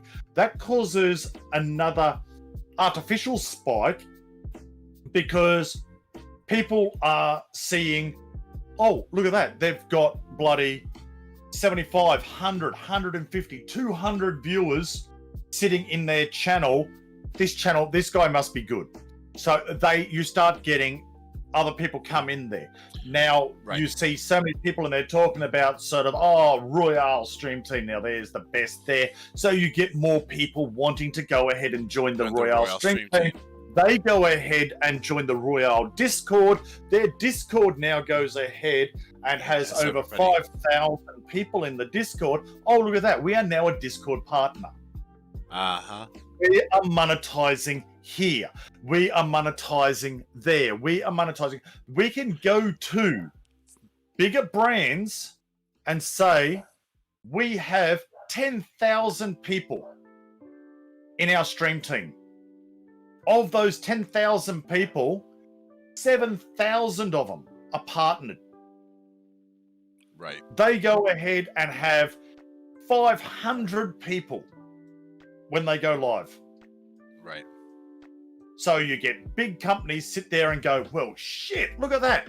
There's money right there. Throw in a bucket load of money to This- the people that are heading up the stream team. And this is what the problem is. Then they have a bunch of partners that are shit streamers because no Exactly one right. because it didn't matter that the streamer was any good. We were just in there because we were told to, and it was about the bandwagon approach, right? Yeah, but you go ahead and look at it. They sit there and go, I start streaming for the first time ever. I've never streamed before. Mm-hmm. Takes me 1 month to become an affiliate. Right. Because you need to stream X amount of things over 30 days. Over 30 days, period. Yeah. So after that 30-day period, you're allowed to be an affiliate. So bang, there we go. We've checked that off there. The second month, in this bloody group here, I hit 75 people in there. They maintained that for 6 months. In 7 months, I'm a partner. Right. Right. And so you never had to work for anything to get there in the You've first never place. worked for anything. You You've don't- just gone ahead. You don't have an and organic boosted. community. Of course, the people at the top of this particular stream team, they're wanting this to go ahead and happen Well, because the larger audience, because they've monetized. This is the thing. This is the difference between what we're doing and what they do. They are literally monetizing their audience. We are trying to find ways to bring value to our stream. You see? Not even monetizing their audience. They're going before that. They're monetizing their streamers. Right. Right. And it's interesting because that almost becomes like a pyramid scheme. You know what I mean? Yep. Because naturally, that's what it goes ahead and does, because they appeal to the streamer with their dream of becoming partner. You want to be a partner? Come join this stream team. Go. It'll happen. Because, once you've been made a partner, if you drop out and you only go ahead and average 3 viewers again for the rest of your life, you're still a partner. Yeah, you're still a partner. Yes, exactly. There's no check marks to sit there and say, are you still performing? Right. And this is what's interesting about that, though, is that so you get partner, you go to 3 average viewer, you go down to 3 average viewers. Are you making any money? No, because you don't get, because you only get, so partners get a bigger chunk of ad revenue, right? And because they have more viewers, they get more ad revenue anyways. If you drop off to no viewers, you're getting no ad revenue. So there's one part of your income. Well, you get no ad revenue, but now they've gone ahead and got the Google ads, so you can run that yourself. So you get a big raid come in, you quickly run a Google ad, right? A Twitch ad that goes ahead and gets counted on the amount of people that were in the stream at the time when it went ahead and got raided. So you find someone, you suddenly cop a 200-person raid, quickly run an ad, because you're going to get paid on 200 views of that ad. Yeah. But where they go ahead and even if they don't have the thing, when they do get a payout, they get a higher payout than an affiliate would over the same time period, because Twitch absorbs the fees. Right. So instead of they get their $2.50 of the $5, and Twitch goes ahead and wears the other, so they're down to $2.20. Right. But what these guys do is they appeal to everyone there. We'll make you a partner. We'll make you a partner. You've made it. Right. You are amazing. Yeah. But what they don't go ahead and tell everyone is they're approaching all these other companies. Like I said, we got 10,000 people in our team. We've got bloody 7,000 partners in that. This is their numbers. All of a sudden, you get a company sitting there saying, well, you know what? We want your people to run a ad for us. Have this slogan on their screen. Have this here. We're going to go and pay you $25,000 for that to go ahead and happen. Right. Do the people in the stream team see that money? No. No, of course not. No, it's just the people who own the stream team who have sold that in the first place. Yes. They go ahead and see the money, but they go ahead and put it out here. Right. Everyone in the stream team. Right. We have a new sponsor. Please do this and that. We have a sponsor. We're trying to grow. We're trying to develop here. Everything like that. Need you to go ahead and put this graphic on your stream. Yep. Wow. Yep. Yeah. Stream teams. And see, and that's one of the things that what to me, what one of the great things. Oh, that is a very definition of it. That is the very definition of a pyramid scheme, indeed, Emerald. It very much is. And see, that's what's interesting. That's why it was so important to me. Why the whole reason I had decided, I was like, fuck it, I'm going to do it. We're going to do the Gamermen and Scholars stream team, because it had been gnawing at me for months that the whole thing, like being a partner and having to have a stream team, there's too much incentive to make it about the money and to make it like pyramid. Yep. We're all on an equal playing field here. We're all trying to support each other in the same way. Let me go ahead and clarify for the stream teams that are like that. Right. There are far more that are not. That are not. No, for sure. Going ahead and trying to have a community. Like, yes, I'm part of 2 stream teams. Right. And they're not not like this royal stream team. Yes, exactly. Yep. I'm part of Team for Fun. Right. Which is run by Panda Gaming. Right. Used to be London for Gaming. And that there, has it gone ahead and helped me? Yes. Because I will go in, and I've always liked Andy's streams when it was London for Gaming and now Panda for Gaming. So I was in there, would see him do, sort of say hi, you get known by the community and the like. I end up becoming part of his stream team, and I still go in there. I still see him. The community knows me. They say, hey, look at that. Jimmy's, or Wenchkin, is part of the Team for Fun stream team now. They come across and see me when Andy's not going ahead and streaming. We are very compatible in the games we play. Right. That's a very big thing for anyone looking to join a stream team.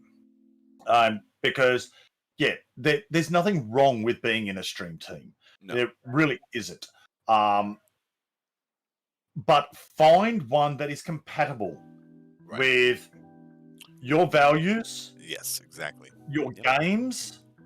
Because if you're there to go ahead and have a community, have options to go there, it's a small step to go from this person streams ESO, this person streams ESO.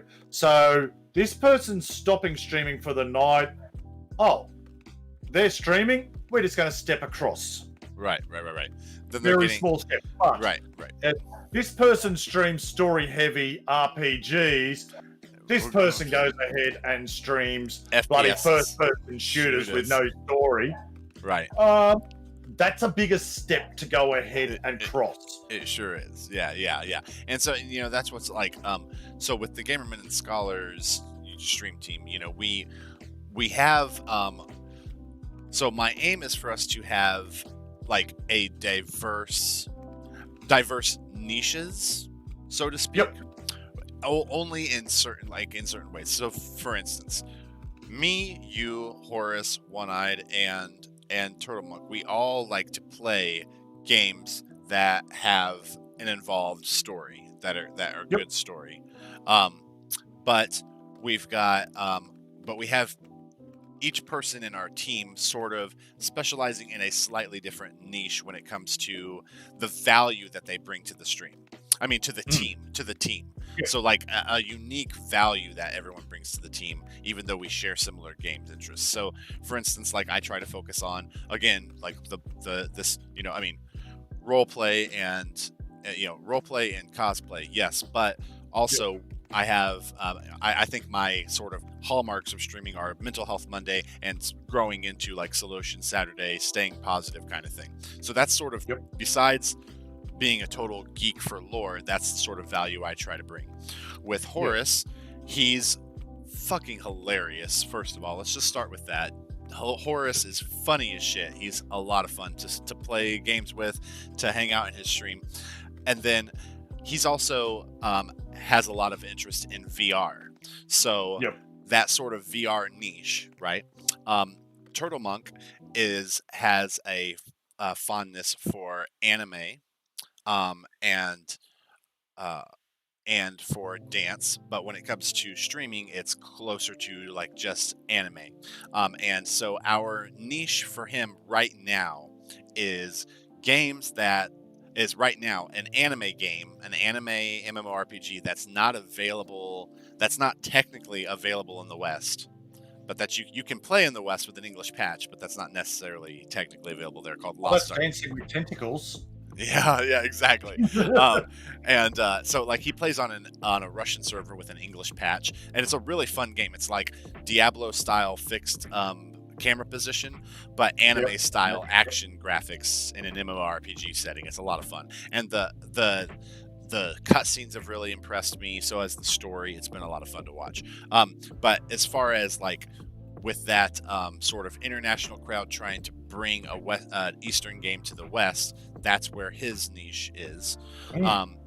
We've been playing with the idea of Rena Lou starting to stream, and besides playing games that we all play together anyways, her focus is going to lean more towards her niche is going to lean more towards mobile games when we finally get her set up streaming. One-Eyed, as you know, he enjoys Fallout 76 like we do, but he also has the political aspect to his channel where we investigate conspiracy theories. We have talk shows and podcasts. We have Freaky Friday. You know, we still have a diverse crowd. And then with Wenchkin, it's like with you, Wenchkin, I feel like we have this. It's like me and you fit in this really beautiful niche of RPG where yours is a chill stream, mine's we're taking the RP super serious. Don't you fucking joke around. You know what I mean? It's two different ends of the spectrum, but still that meets in this positive gamermen and scholars stream team thing, you know. So we still have our niche, and like so where our niche is different, it comes down to the crowds we seem to attract.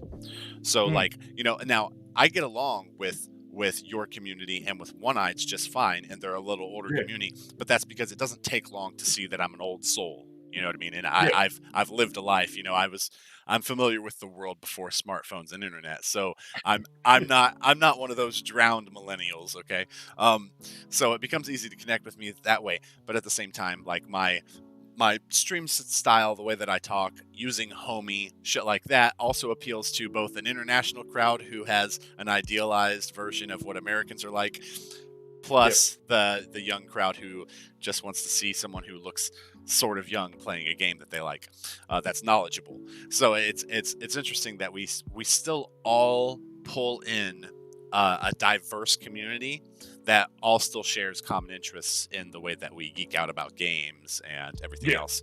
And it's great that because I feel like with this stream team, we all have a specific role that we play rather well. We all have a spot in the team. It's really fun.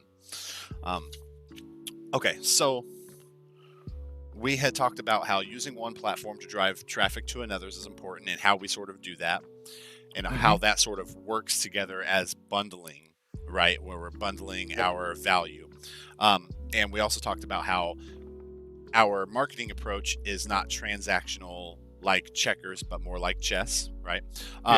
So really quickly, I just want to kind of go through sort of as we kind of close out the evening here, the different ways that Twitch streamers can monetize. And I'm just going to kind of go through a list here. So what's bundled in with Twitch affiliation, as we said before, subs, bits, and even Twitch ads now, right? Because we can sort of we can run them our own through Google. But then another thing, just quickly jumping in there, that you don't need to go ahead and be an affiliate for. So even before you become an affiliate with your streaming software that you have, be it slobs like Streamlabs, Stream Elements, bloody the ones there, you have the ability through them to get donations. Right. Yes. Yeah. That's So, right. like, first and foremost, if you are not growing that fast to be able to get your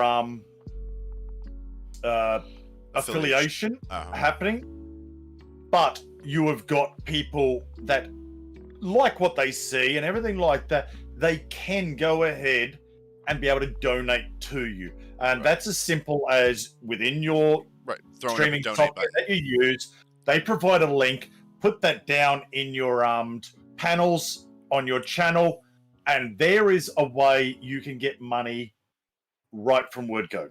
Right. From the day you start streaming, absolutely. Yeah. And then, Alf, so you've got donations. And I've added that to the list. Donations, subs, bits, Twitch ads. Then outside of that, you also have talked about quest mode, which is basically incentive for people to download and play mobile games, which rewards you with tips and subs. And now, what's really cool about quest mode, which I also covered for you, is that for any streamers that want to use quest mode that are affiliates, your audience itself does not have to use quest mode. Me and Rena ourselves have completed a number of quests through quest mode. Send the tips to ourselves, right? And then get those on. And there's no minimal payout. They literally send you whatever the tips are that you have been received through the month. And it's provided a steady but small, $15 to $20 a month, considering what we talked about with how Twitch subs payout work. Yeah. Getting the $15 to $20 a month as soon as you start becoming an affiliate, just by playing games on your own phone for your sake, for your own wallet, is a great value. I can't believe quest mode basically gives away free money for playing games that most people would be playing anyways. And not only that, but they have a lot of other different affiliate offers on there. A lot of things are signing up for free trials will give you things. But so quest mode is a really good way. Another thing that streamers do that we've seen, and that me and you have talked about, where we're going to bundle it differently than a lot of other people do, is by sharing a merchandising store. Yep. Right? Merchandising is another way that streamers can monetize. And then we talked about if not instead of Twitch subs, but in addition to getting Patreon is another way to basically think of Twitch subscriptions, but with more money and more value packed in, because Patreon allows you to couple your different tiers of subscription with perks. And that's something that we'll get into specifically as we're going to take a look at your Patreon page, and we'll rebundle each one of those perks so that so we're not shy about the value, right? Because we believe in the Wenchkin brand, and so we're going to bundle these so that we are not shy about the value. We believe in every single one of these products, every single one of these perks, and we'd pay for them ourselves if we weren't already us, right? So then another form of which we already talked about is affiliation, like through CD keys, Humble Bundle, and that even comes through streaming products if you can get the right placement. Then past that is partnership and sponsors. That would be like Discord or Razer or somebody like that sponsoring you. And with Twitch streamers, and this is where, if you are bundling the value you provide through stream correctly, you've opened up the scope of merchandise that you can now be sponsored or partnered through vastly. So when you think of Twitch streamers and you think of someone getting partnership or sponsor, you immediately think of, okay, so AMD has sponsored them, Razer has sponsored them, Xbox has sponsored them. Everyone considers only things that have to do with gaming, but there's depending on what sort of value you're bringing to your stream and bundling it with, it can open up the possibilities endlessly. Like, for instance, with the Be Epic supplements, right? Like, if you were officially sponsored by them and you to have an ad up all the time that no one necessarily had to click on, or, for Razor to wear a hat. But I'm saying there's other things, depending on what you're bundling your value with, that you can expand on what you can sponsor with. So the more things that you layer into your stream for value, the easier it is to branch out for sponsorship, for monetization. And that's one thing that's really cool about partnerships and sponsors, is that you don't have to monetize your audience. You know what I mean? For the simple fact that the sponsor has paid up front for the attention you already command through Twitch, and they're paying you for the exposure, and you don't have to bug your audience about it at all. All they have to do is see you wear a pretty hat. You know what I mean, right? That's it. And then, of course, I added down here at the end donations and PayPal. So basically, what it comes down to is that with affiliation, right, subs, bits, and Twitch ads kind of thing is way too limiting. And that's why, as you well know, all successful people diversify their income. And in order to be a successful Twitch streamer, to make it not necessarily, again, you're thinking, we think two checkers when we say to make it a viable source of income. It fuels other things, right? So it's not checkers, but for it to be a viable source of income, for it to be something that you can pursue professionally, it's got to be bundled, and you've got to diversify. So now, the other thing you've got to look at too, as well, is instead of just diversifying income, is diversifying audience. Yeah. So we've already discussed going ahead, having a YouTube channel to do it, that we're going to work on to get that going. So I go ahead and stream. I will put what I've done in there initially over to my YouTube channel, but it's while I'm streaming, I make people aware that I have a YouTube channel. But then on the YouTube channel side, you make people aware, hey, I'm going ahead and streaming every night from this time onwards. And that, so you drive Twitch streamers that initially is your core following, right, to go over to YouTube to give you a boost in subscribers, because they're wanting to go ahead and be able to watch. With that boost in subscribers that you go ahead and get there, you go ahead and get that sort of flow with the algorithm of, hey, this person's starting to trend, let's put some of their shit out there. That goes ahead and grows more people that don't know you but do have an interest to look at what you've got there. Then they hear that, hey, like what you're seeing here, I do it live on Twitch. Right. And so then they sit there and go, oh, we'll go across to Twitch. That same thing works with all of the different social media platforms. Both platforms. Mm-hmm. Yep. Yeah, and that works across all the social media platforms. It's the same thing. Yeah. They'll all build off each other. That goes right back to using one platform to drive traffic to the others. Amir. Hey, Amir. Hey, welcome. You're our first DLive comment tonight. Welcome, Amir. How are we doing this evening?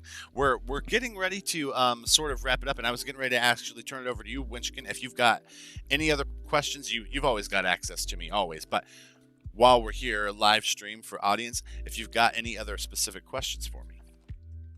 At the moment, sort of, no, because I think we've covered a lot of stuff tonight. We sure have.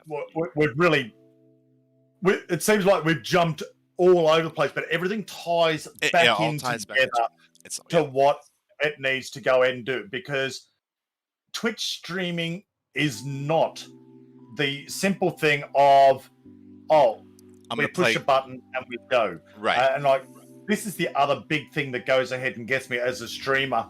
And they're like, you get a lot of people with the misconception that, setting up for streaming is simple. Right. Yeah, setting up for streaming, and they think that as soon as they chess. But yeah, that they think that all they have to do is play video games and they'll get famous. And if that's all they're doing, they'll never get. But you also look at their setups. Yeah. Right. That they go ahead and do. Now, you do not need to spend $1 million when you're starting. No, not at all. you can get away with a very basic setup. Yeah. But the problem is, and what people fail to go ahead and realize, and even people that have been around technology and all of that along there, they fall into this trap of, oh, I've got companies or I work in companies and we're huge and we only need this little thing. That's all you need. Right. It's sort of, no, it's a very different kettle of fish here, because as you grow, there is expectations that your production quality is going to Absolutely. grow Always. and increase and all the like that. People aren't going to sit and watch sort of Backyard Bill, Right. who grew up here and said, right, I'm never going to change anything. You sort of get used to sort of 100K streams and it's blurry as all buggery. We do that. It's sort of, no, as you grow, there has got to be money that goes and gets spent on the stream. There has got to be things. You sit there and go, you know what? Single PC streaming doesn't cut it anymore. Yeah, right. I need to get 2 PCs.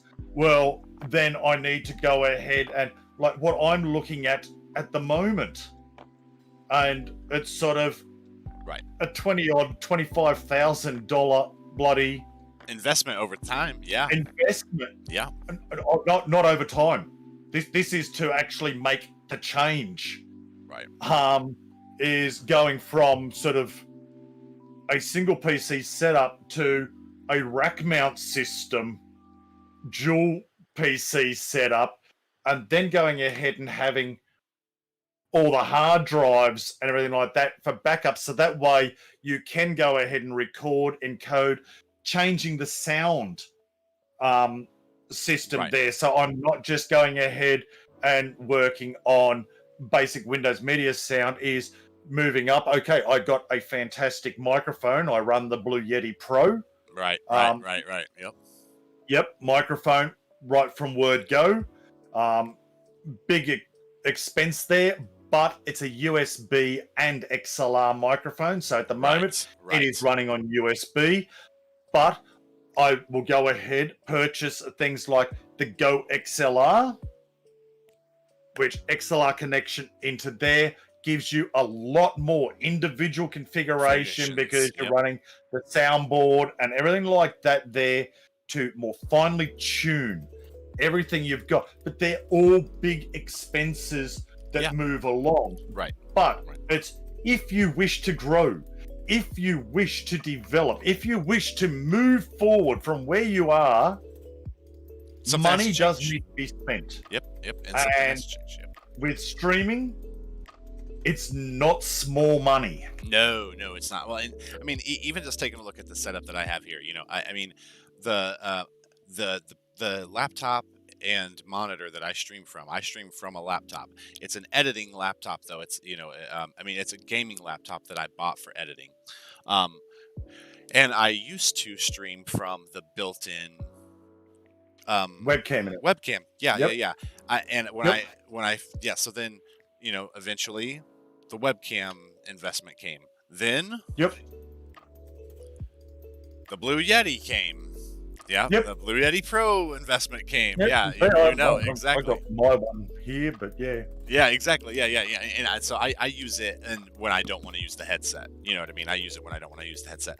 Like it's in. They add up over time. It all just adds up. It adds up, and you know, I started, like I said, you know, there was the need to improve my stream all the time, you know what I mean, to get it better. Yeah, well, that's the thing. Like, cause at the moment, I use the C920. Yeah, so do I. Exactly. C920 webcam. Yep. Yeah. My one's one of the original ones. Nice. It has just been going on for years and years. It's been the most popular webcam for at least 5 years. Yes. Yeah. But now it's a case of, well, when doing all of that, C920 is not cutting it. I look at my streams and stuff like that, and okay, you look at it there, and it's okay, Right. but As far as it's depth not of field, where yeah, want to do it. So now it's sort of okay. Looking at, we go and get like a Canon camera. right. Which then is a completely different setup than just popping your USB in too. Okay, now this is why I said Canon, Why is that?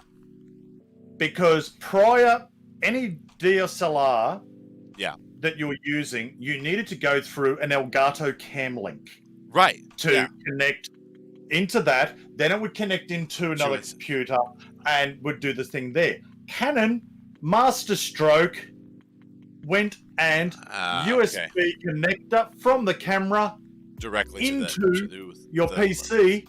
USB 3 powered, goes ahead, keeps the camera on and recording all the time, and they're adding more and more of their range to it to be able to do this. So now you are not going ahead and having to get these big cameras and then go ahead and spend another couple of $100 on the cam link and go ahead and have this, and it goes on. It is, I have the camera, I USB to the PC. Right. And then again, we were just talking about how expensive it is to upgrade. If I was going to go and buy a Canon, the Canons I would be looking at be $2,200 DSLRs. Yeah. You know what I mean? And that's just the body. You know, that's the body. You're not looking at lenses or anything like that. Because they've also, Canon has realized, like Sony used to be the, if you want to go ahead and use a DSLR to be able to stream, for you video, went ahead, grabbed the Sony. Used the bloody cam link software, hardware and software, and went through from there. Canon has realized the amount of streamers out there. Right, and they want to take out the middleman. They want to keep that profit for themselves. Yeah, look, webcams are not going ahead and developing. You don't get full sensor webcams. You do not get full frame webcams.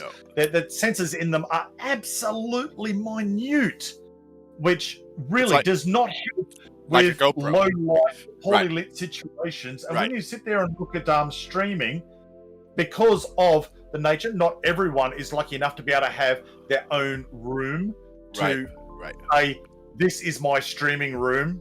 Right, or I can go ahead and set it up. If I want lights running all night, that's not a problem. I'm not going ahead and affecting anyone in the house. Right. What they're doing it.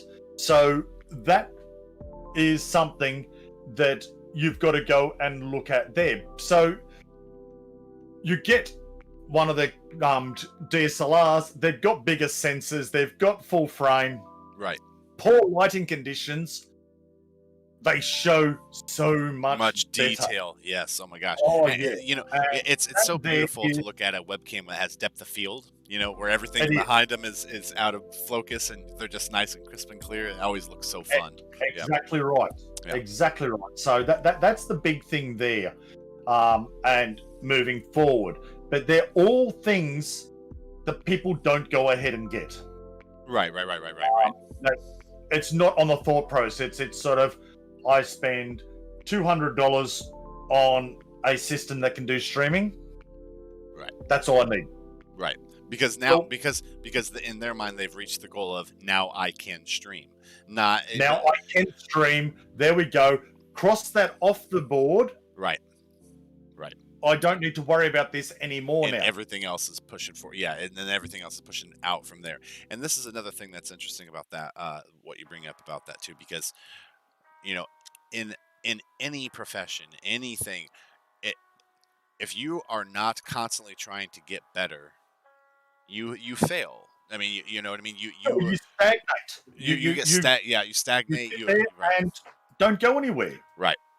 And you're right. Any profession, you sit there and see photographers. They don't go out and buy $20,000 cameras when they're first starting. No. They go ahead.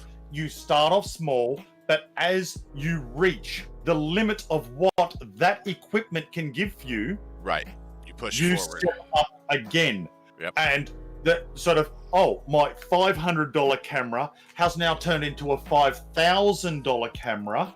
I reached the limit of what that $5,000 is now a $25,000 camera. Exactly. Oh, look at that. We've reached that point right there. Right. But we hit the limitations of what we could go ahead and do. Right. And so you get better as we were doing it. Yep. And you've got to go ahead and be honest with your limitations and hitting it as well. Like, I know at the moment, I'm seeing a lot of limitations on my single PC gaming and streaming. Right. 2 years ago, or a year ago, were those limitations impacting me? No. No. Now, do you feel like Now- it's keeping you from growing? Yes. Right. That's it. Now, are the limitations impacting me? Very much so. Right. And it's realizing and being honest with yourself as well as to when have you hit a legitimate limitation? Legitimately. Right. Exactly. Right. Yep. Absolutely. Yep. Like, okay, can I stream 1080p, 60 frames a second, bloody Right. Fortnite? And see, and like, I feel No. like, I've right. got to go ahead and get better.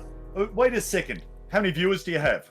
Exactly. Oh, I might have one or two. It's like you don't need to spend money. Really?